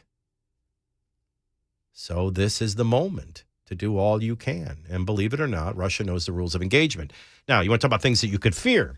Well, the Belarus meetings today with China, that would be something to be very concerned, because if China now starts stepping up their involvement, I mean, whether anybody talks about it, which, by the way, I can't believe these conversations happen and don't talk about it. You can watch Fox News, CNN, MSNBC, you can listen to other radio shows, and nobody ever talks about these things. But there is an alliance. And, you know, George W. Bush once called it an axis of evil. And boy, nobody liked that terminology. But there's certainly an alliance with Russia, Iran, and China, and to some degree, though they're rogue, North Korea. There was a time North Korea was kind of like Fredo or a crazy cousin that China kept its hands on and kept in line as much as it could. Now I think they've gone completely rogue. But that's a four superpower military anyway, alliance that is to be concerned with. And if one of those, China, should get involved in this, it would certainly escalate to a point of greater tension. But no, I will look you right in the eye, biblically, geopolitically, and historically, and tell you this is not by definition a proxy war. It is not a war. It is a Cold War involvement in a neutral nation. Because just beyond that neutral nation's border is war that is impossible to avoid. And even then, I managed to bring up my transcripts in Jesus, didn't I? You just can't help yourself today. I don't know what the street vendor rules are now. Hasn't been on my radar. But Andy Ogles and I will be on the corner of Broadway right in front of the Bridgestone Arena, and one of us will be crucified at dawn. And you, the people, will decide. And from that, because they always like when I transition smoothly from show to commercial, I talk to you about another foundation, the foundation of your home. I'm Michael DelGiorno for United Structural Systems, go-to company in Middle Tennessee for decades. Started with Dad, son still runs it. They have over 23,000 100% satisfied families. They're A+ rated by the Better Business Bureau. They've been the leader when it comes to foundation repair, waterproofing, concrete lifting, and concrete repair. It begins with you. You start seeing things that don't look good. Now, we tend to just go into denial, but I want to encourage you not to do that.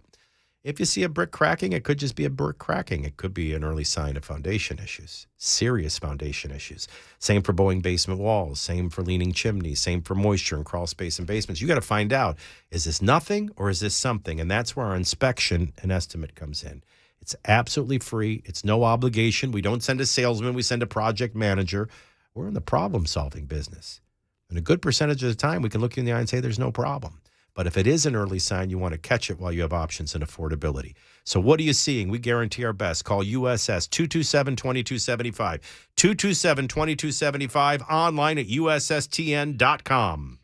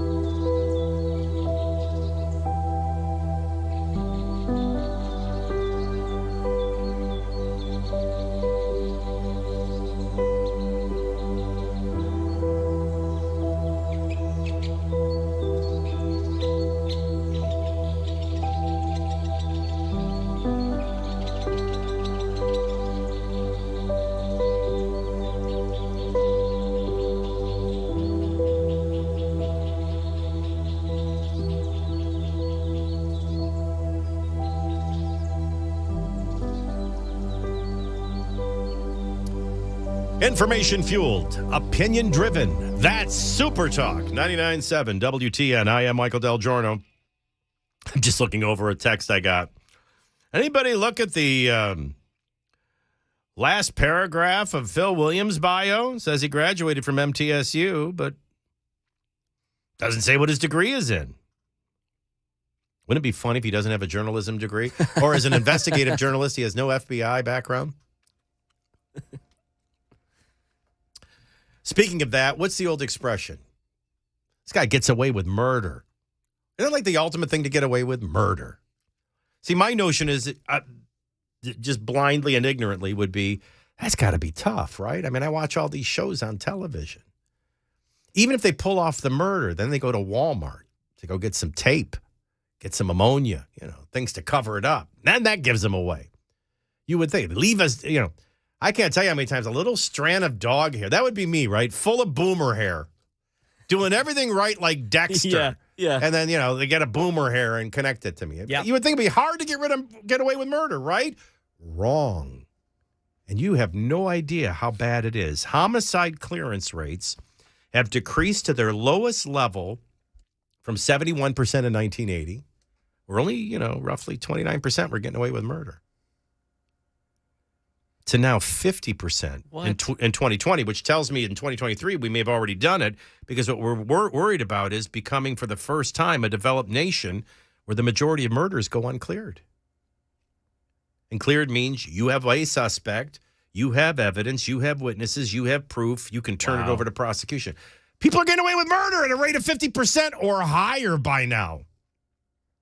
How does that make sense? I don't know, but it doesn't make me feel safe. No.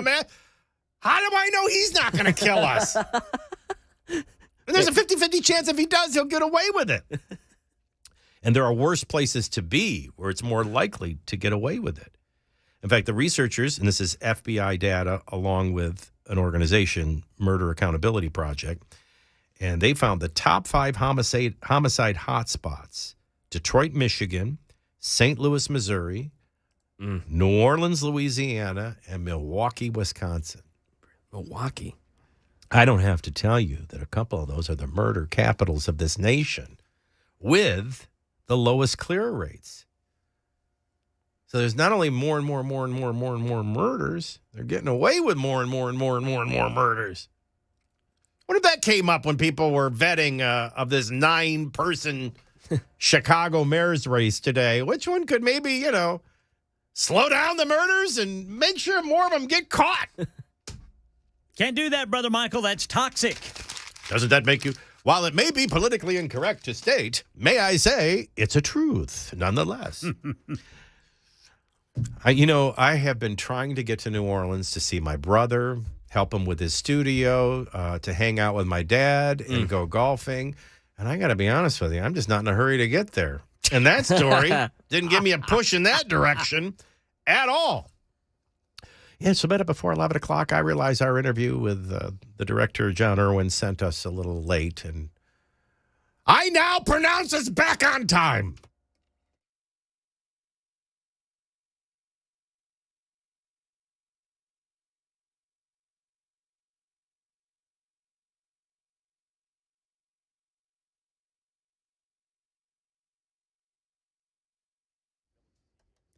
Eleven o'clock on the dot this Tuesday morning. I'm Ken Weaver with your top stories. We clean up one crash, get it out of the way, and then there's another. And that's the case right now on 40 eastbound. It's in Hermitage, just after Old Hickory Boulevard. Full forecast in 2 minutes.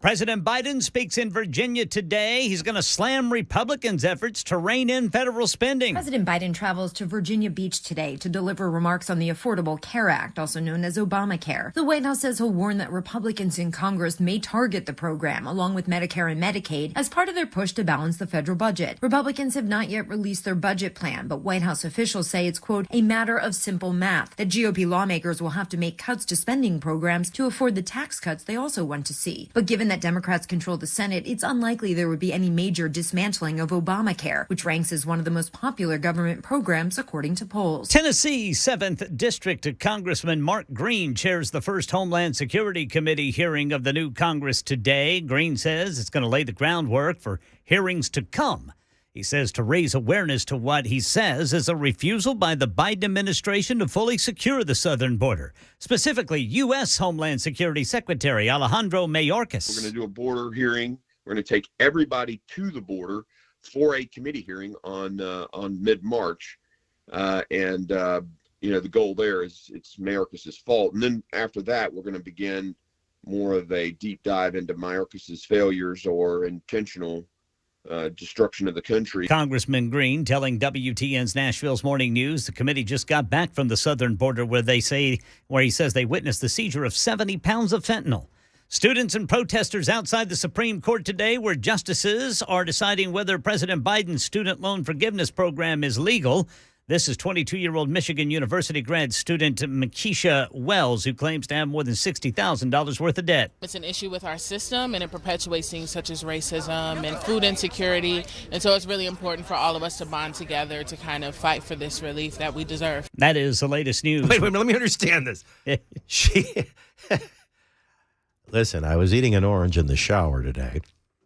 Oh, I'll get to that in a second. She decides to go to college. Her decision. She decides to get a loan because she doesn't have money to pay for college and qualifies and takes out the loan. Because if she doesn't have to pay for her, is it racist if they run up a credit card and then they want forgiveness for their credit card debt? I don't. How does that equal food insecurity and racism? What is this country? So while all that's going on, I'm reading a story in here, Ken, about why are people eating oranges in the shower? So I'm trying to figure out how this girl doesn't want to pay her bills, and the president wants to pander to her and pay him for her, and now the Supreme Court's got to decide if that's constitutional. Meanwhile, if the court doesn't decide it's constitutional, well, they're racist. That's racist. And they're creating food insecurity. That's the default. Just trying to get my arms around that when I'm reading this. And, of course, it's a TikTok phenomenon, of course. People have a variety of shower rituals. Do you have any shower rituals you would like to discuss? I wonder if get out as soon as possible. I wonder what Andy Ogle's secret shower rituals are. We'll find out later today on WTN. But my son revealed one for me. All right. So there I am in my shower, and my son walks up. Now, my first thought is, why are we having a conversation while Daddy's naked, lathered up, and in the shower? Yeah. Hey, Dad. Yes, Nick. You realize that you always do the same thing every time you're in the shower. And I said, well, I guess I do. I always start by washing my hair. Then I take my little scrubber and I wash my face. A little scrunchy. And I rinse my face, and then I put more soap on and I do my body, and I finish with the undercarriage. Yeah. Did it ever dawn on you that the last thing you wash is your butt, and then the next time the first thing you wash is your face, using the same thing? How does he know your shower rituals so down to a T? To which I looked at him and said, how long have you been standing here? But now he might stand there. Dad, yes, you should really eat an orange. All right, so what's this eating orange in a shower all about? The idea is turn on the shower, take an orange, get in the shower, peel the orange, eat it while enjoying its citrusy flavor. And according to Yahoo, and I think it's important to say the source is named Yahoo, although it is difficult to determine who first attempted this shower experiment, some attribute the trend to a Reddit post from a now deleted account. Well, let's follow that. Describing it as the feel-good experience of shower oranges. Most recently, the shower orange trend has found a new audience on TikTok with an increasing number of videos praising the benefits of this bathing ritual.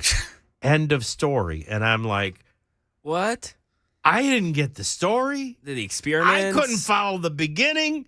I couldn't follow the middle or the end. It made me think of Nick and a very haunting revelation. And as I'm trying to figure that out, you end your newscast, and I'm thinking, wait a minute. If the government doesn't pay off this girl's loans with other people's money, that's somehow racism and food. That's racism. That's racist.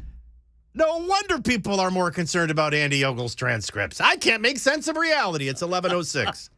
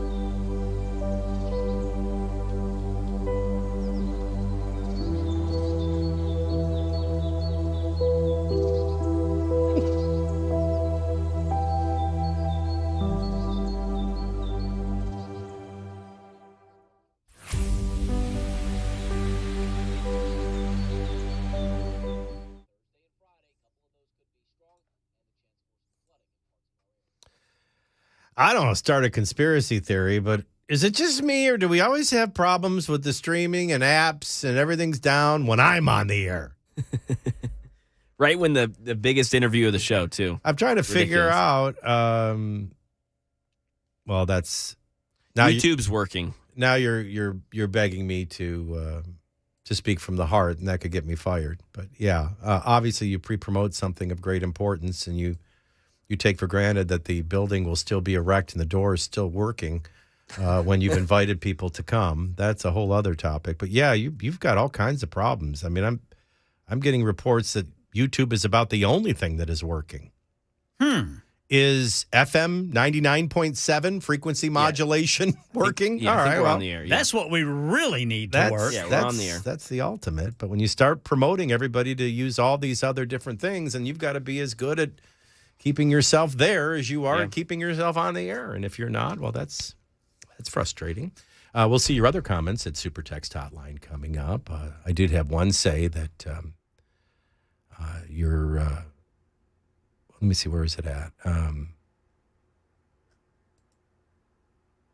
Michael, who the hell doesn't know what their college degree is in? Stop covering for the liar. Oh, I made it very clear. We're crucifying him at 5:30 dusk tonight. Yeah, right on Broadway. Right on Broadway. We're crucifying. Street vending. I haven't decided between hanging and a shooting. Well, and somebody will do it for you if it's a shooting. Why am I here? Why is everybody looking at me? I'm telling you, I graduated in nothing. Mm-hmm. I have no earthly accomplishments whatsoever. I took typing my senior year. By the way, what is Twitch? Because remember when twitching was a bad thing? It's a gamer's. It's a gamer's social media app. I was thinking like a Twitch. Yeah. We do that during the drive. You can see me on Twitch. I'll be twitching on Twitch today. Twitch is probably the only thing that's working. That'd be the great irony. I've got us on Facebook. Sounds like Twitter, YouTube is working. I mean, we might be back on the stream in general. I don't know. I'm saying it was just for that interview. It was just for, that 20 minutes. Good. We'll repeat it, and then you'll be late for the Matt Murphy show. That's how we'll get back at everybody. What a beauty. I mean, seriously. Do you think there's somebody by the way, if you're thinking right now, this weather sucks, you are a malcontent. This is perfect. This is San Diego without the view. Why can't this be a Friday or a Saturday? I know. Yeah, I know. I need to be golfing. But now I've got new irons coming, and do I really want to golf without my new irons anymore? One last goodbye to the pretty old ones. day. I've already rejected them. It's like you break up with somebody, then now you show up wanting to go out. Yeah, I know we broke up, but you want to go to a movie? Yeah. One of my friends? I feel like my irons know I've rejected them. I have blamed everything on you, and I have traded you in. Now, I still have them till the new ones come. Until you'll get to blame it on them. And I feel funny, It's like they're going to know. Oh, you want my 7-iron now? Now you need me? So I'm kind of avoiding it. But this would be a good day to golf. Sunny, 67 in Franklin. I could do this by golf course. Sunny and 67 at the bridge in Franklin. It's sunny and 66 at Pine Creek in Mount Juliet. And down in the borough, I never golf in the borough. You never go visit Ken. The lies are too tight on linoleum. 66 degrees in the borough, 68 with sunshine downtown, and the market sucks. Dow's down 149, Nasdaq's up 35, and the S&P's up $3. It's a mixed bag and basically flat. What irons did I order? Did it ever dawn on anybody that a super text line is probably not a good idea for a host with ADD? I got, oh my gosh, the new TaylorMades. I forgot the name of them now. They're the new TaylorMade irons. I'll look it up and I'll share with you in a minute. I'm Michael DelGiorno. I want to talk to you about Zero Res. Zero Res, I don't even know if this is their slogan. It's what I always say, the right way to clean. It really is, because traditional cleaners are going to use chemical shampoos and detergents, which is fine. They're going to clean your carpets great, but when they leave, the residue stays in your carpet fiber, and it gathers dirt, and they don't stay clean for long. Whereas Zero Res arrives with science and powered water.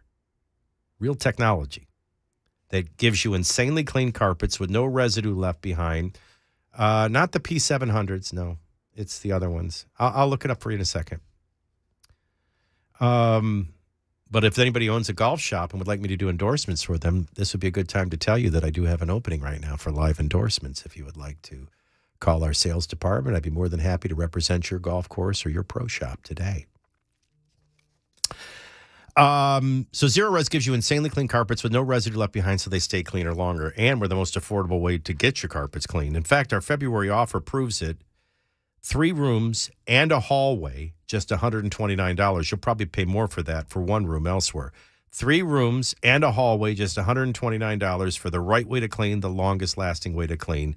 Zero Res, plus 20% off our air duct cleaning as well. Call today, 535-9376, 535-9376, or online at zeroresnashville.com.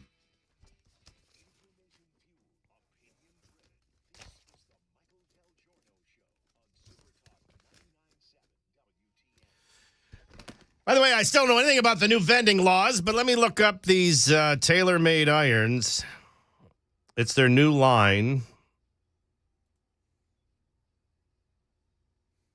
They just changed the street Well, vending I laws. went to, I got the Stealths.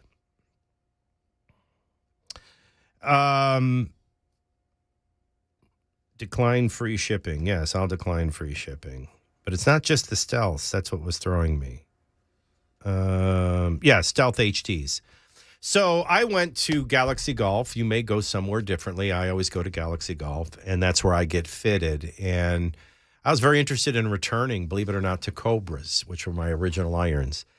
And then there was a Titleist iron that I was very interested in, and I just kind of got stuck in a Callaway. Callaway's been my last 5 set of irons, and I was just like, and I remember telling the guy anything but Callaway, and didn't I test out with Callaway again? And so I went back the next day. There's no gambling at Bushwood. Thank you for that, JP.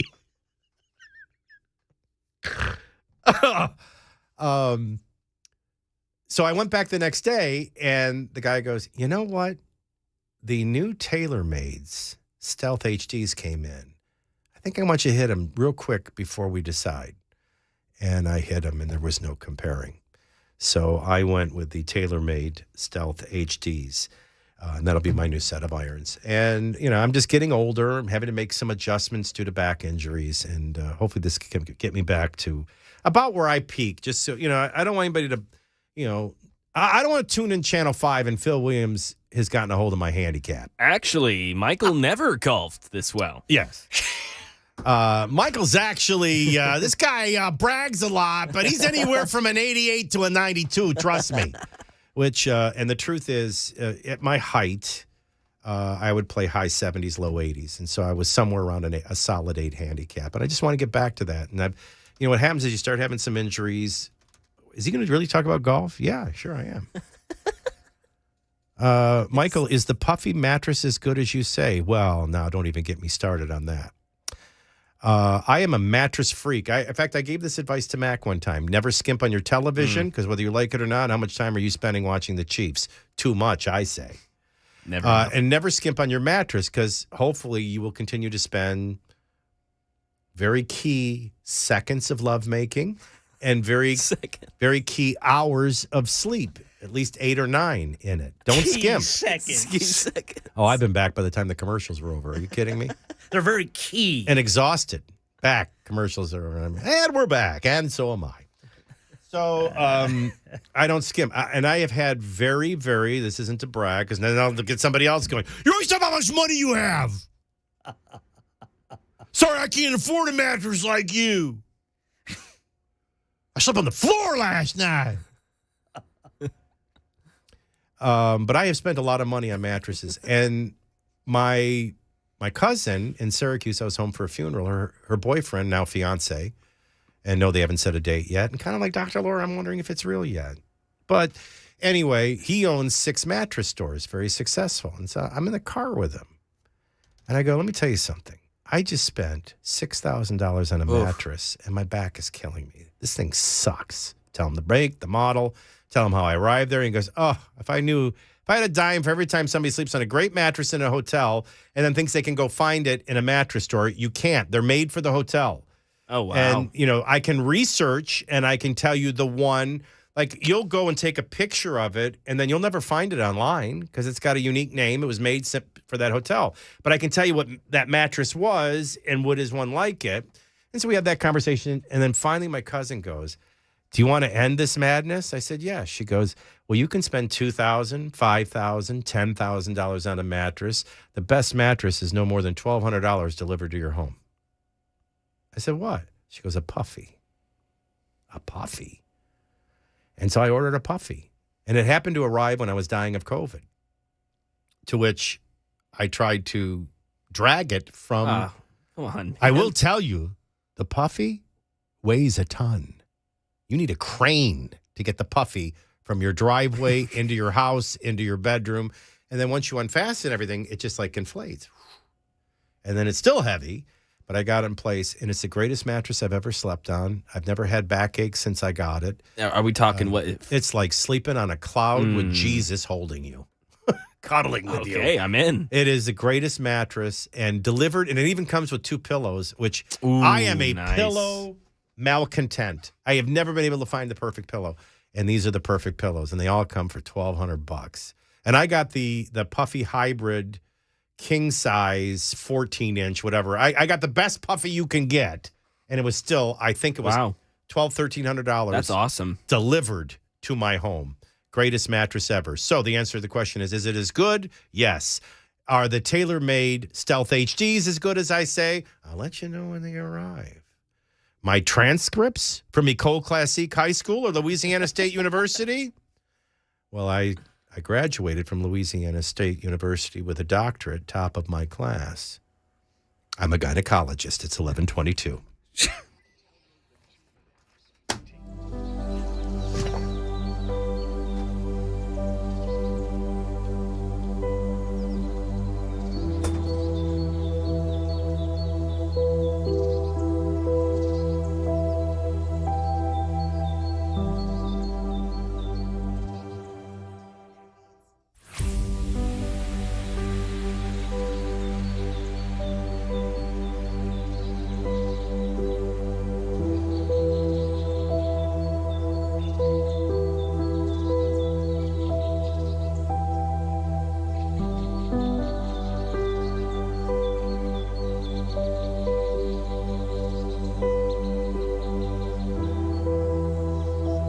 Hey everybody, I'm Paul Winkler.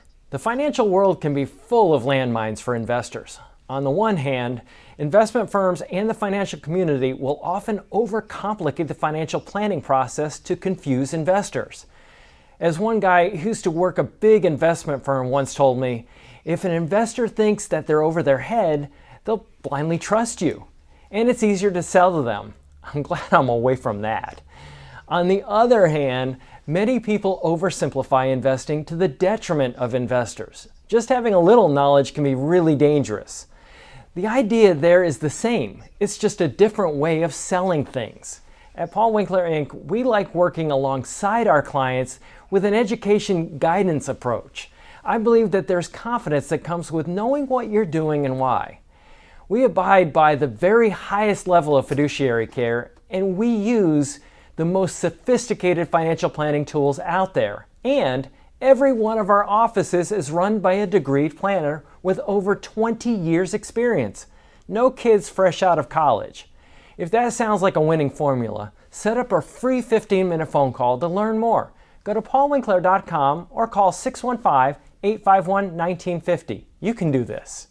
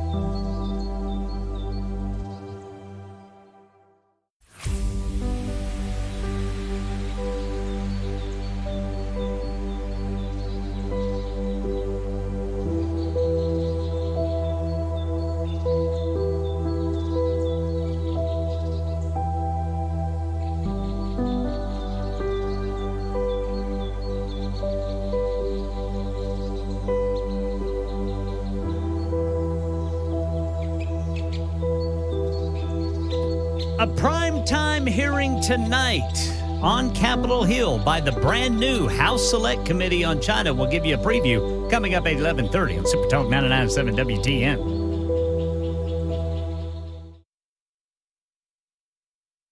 I'm just in here doing my job, answering everybody's questions. Somebody wanted to know what's a good set of beginner's clubs. So I'm telling them a pre-owned set of a very forgiving style iron, because actually the TaylorMade Stealth HTs that I'm buying would be great for a beginner, but I don't think a beginner wants to spend $1,200. It's also awesome when you sing, Neil Diamond. Well, thank you. The Puffy is $2,400 now. I saw that. Well, oops. Still the best mattress you'll ever sleep on. And don't take my word for it. I've been sleeping on a Puffy now for 2 weeks. Thank you. It is. It's awesome. iHeart is back up. Well, good. Oh, not so good. I'm hearing Sanjay Gupta right now. Okay, so I'm loving all this interaction. It's laughable. All right, so here's the bottom line. I guess we were having some technical difficulties with some of our digital delivery systems at the time. We finally got to sit down with John Irwin, who is the co-writer and the co-director and one of the co-producers of the hit movie The Jesus Revolution, which came in third at the box office, bringing in over $15 million in its opening weekend. As a movie, it's great storytelling, and it's a masterpiece. As a historic happening, it's an accurate portrayal. Put those two things together, and it caused me to do some time traveling. And I got a chance to meet the writer and the director and the producer to talk about his masterpiece. And for those that couldn't hear it because of digital incapabilities, you'll hear it next after the news.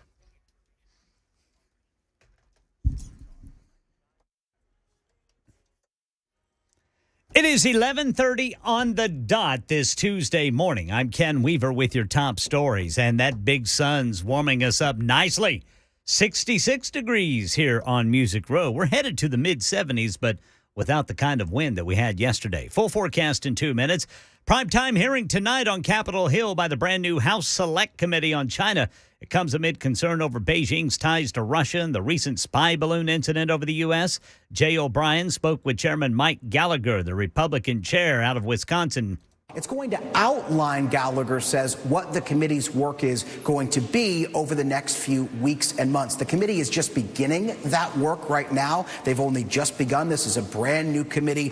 But what's unique here is that it's bipartisan. It has support from Republicans and Democrats to do this work. Major recall. Nissan says a key problem can cut the ignition while you're driving certain Rogues. They're recalling 809,000 Rogues from the 2014 through 2020 model years, as well as Rogue Sports from 2017 through 2022.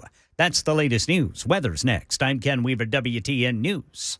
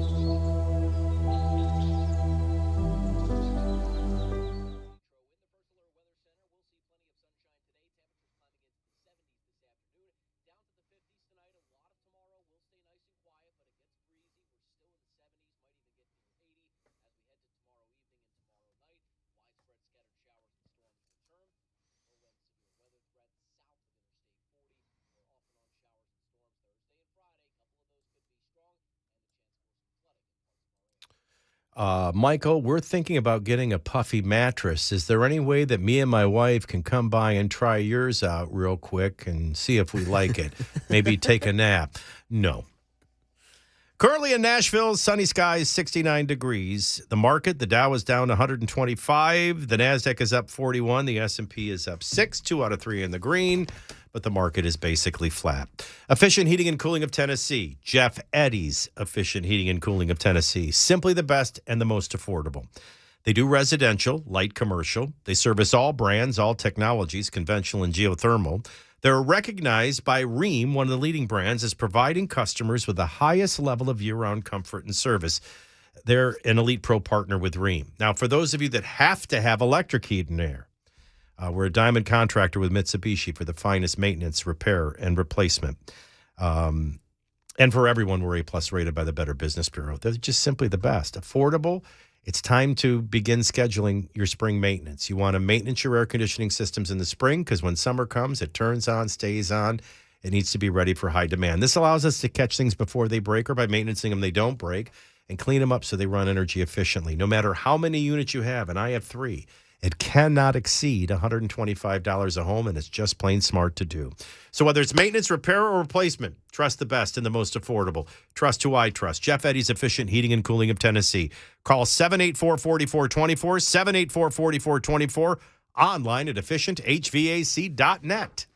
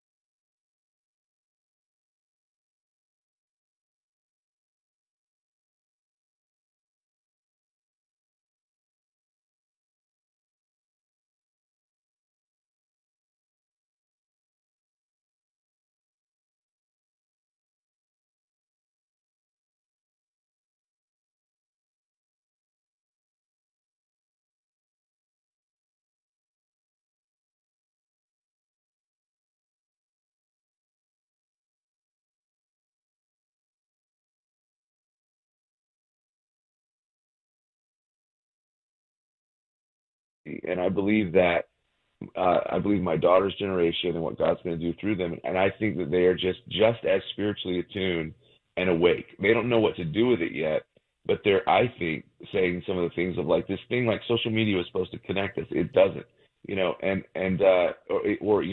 feel these things like anxiety and it is this quest for God, and I go to all the cons with my daughter, like TwitchCon and VidCon and Comic-Con, a bunch of weirdos. Anyway, but I go there and I feel like Chuck Smith, like sitting there like, what is this? Right. But it's a generation that wants to connect and is hungry.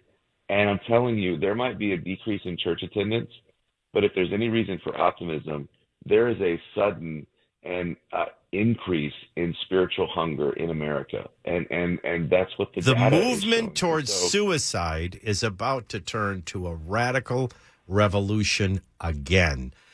Because you're right, the longing and emptiness and searching is there that I didn't see in the previous two generations, and that always precedes it. Anytime you get a distance between the way that the church and the book of Acts looked, scattered and gathering and meeting needs, versus a centralized place like we're at, you can expect God to supernaturally intervene because that's not his nature. This movie captures what happened. I think this movie captures what's happening. And then I think even if you're an atheist, it's just great storytelling. It's just a great movie. But it really, really happened. We may have to do part 2 and part 3 of this interview. This is a masterpiece, and masterpieces can't be done in 15 minutes. All I can tell you is thank you for yielding to the Spirit. Thank you for giving me a time travel. Thank you for giving me something I can show my kids. This is what makes me not stoically perfect, but in all my flaws, a Jesus freak. This is what it was like. I love it. And there's nothing like it. It's so much better than church. Miracles happen right in front of you. True fellowship happens every single day. It's just such a better way to live. And I hope it inspires people to live that way. And it seems to be doing so because it's number 3 in the country right now, taking in over $15 million in its opening weekend, The Jesus Revolution. And John Irwin, of course, is one of the producers. He's one of the co-directors. He's one of the co-writers. He is responsible in great part for this masterpiece. And it is historically accurate as well as very inspirational and great storytelling. Next time we ever have him back, though, I do want to ask him, because the movie could have ended 20 minutes earlier on such a high note, but he chooses to keep going, which gives you a glimpse into the flaws, the human flaws, after the rushing wind passes. And I think that's very significant. Very powerful when he talked about the difference between revival and awakening, revivals in the church, awakenings in culture. God's up to something, and he's done it before, and this movie reflects it. It'll help you understand today more than anything, and hopefully inspire you to live in such a way that is so different, the different way, the unique way, the peculiar way God has called us to live. I'll see you tomorrow morning at 9. My thanks to John Irwin for joining us. We got into a family conversation, but my thanks to Lieutenant Colonel James Carafano. The Matt Murphy Show is up next. I wonder what Matt will say today. You'll find out right after the news, which is next.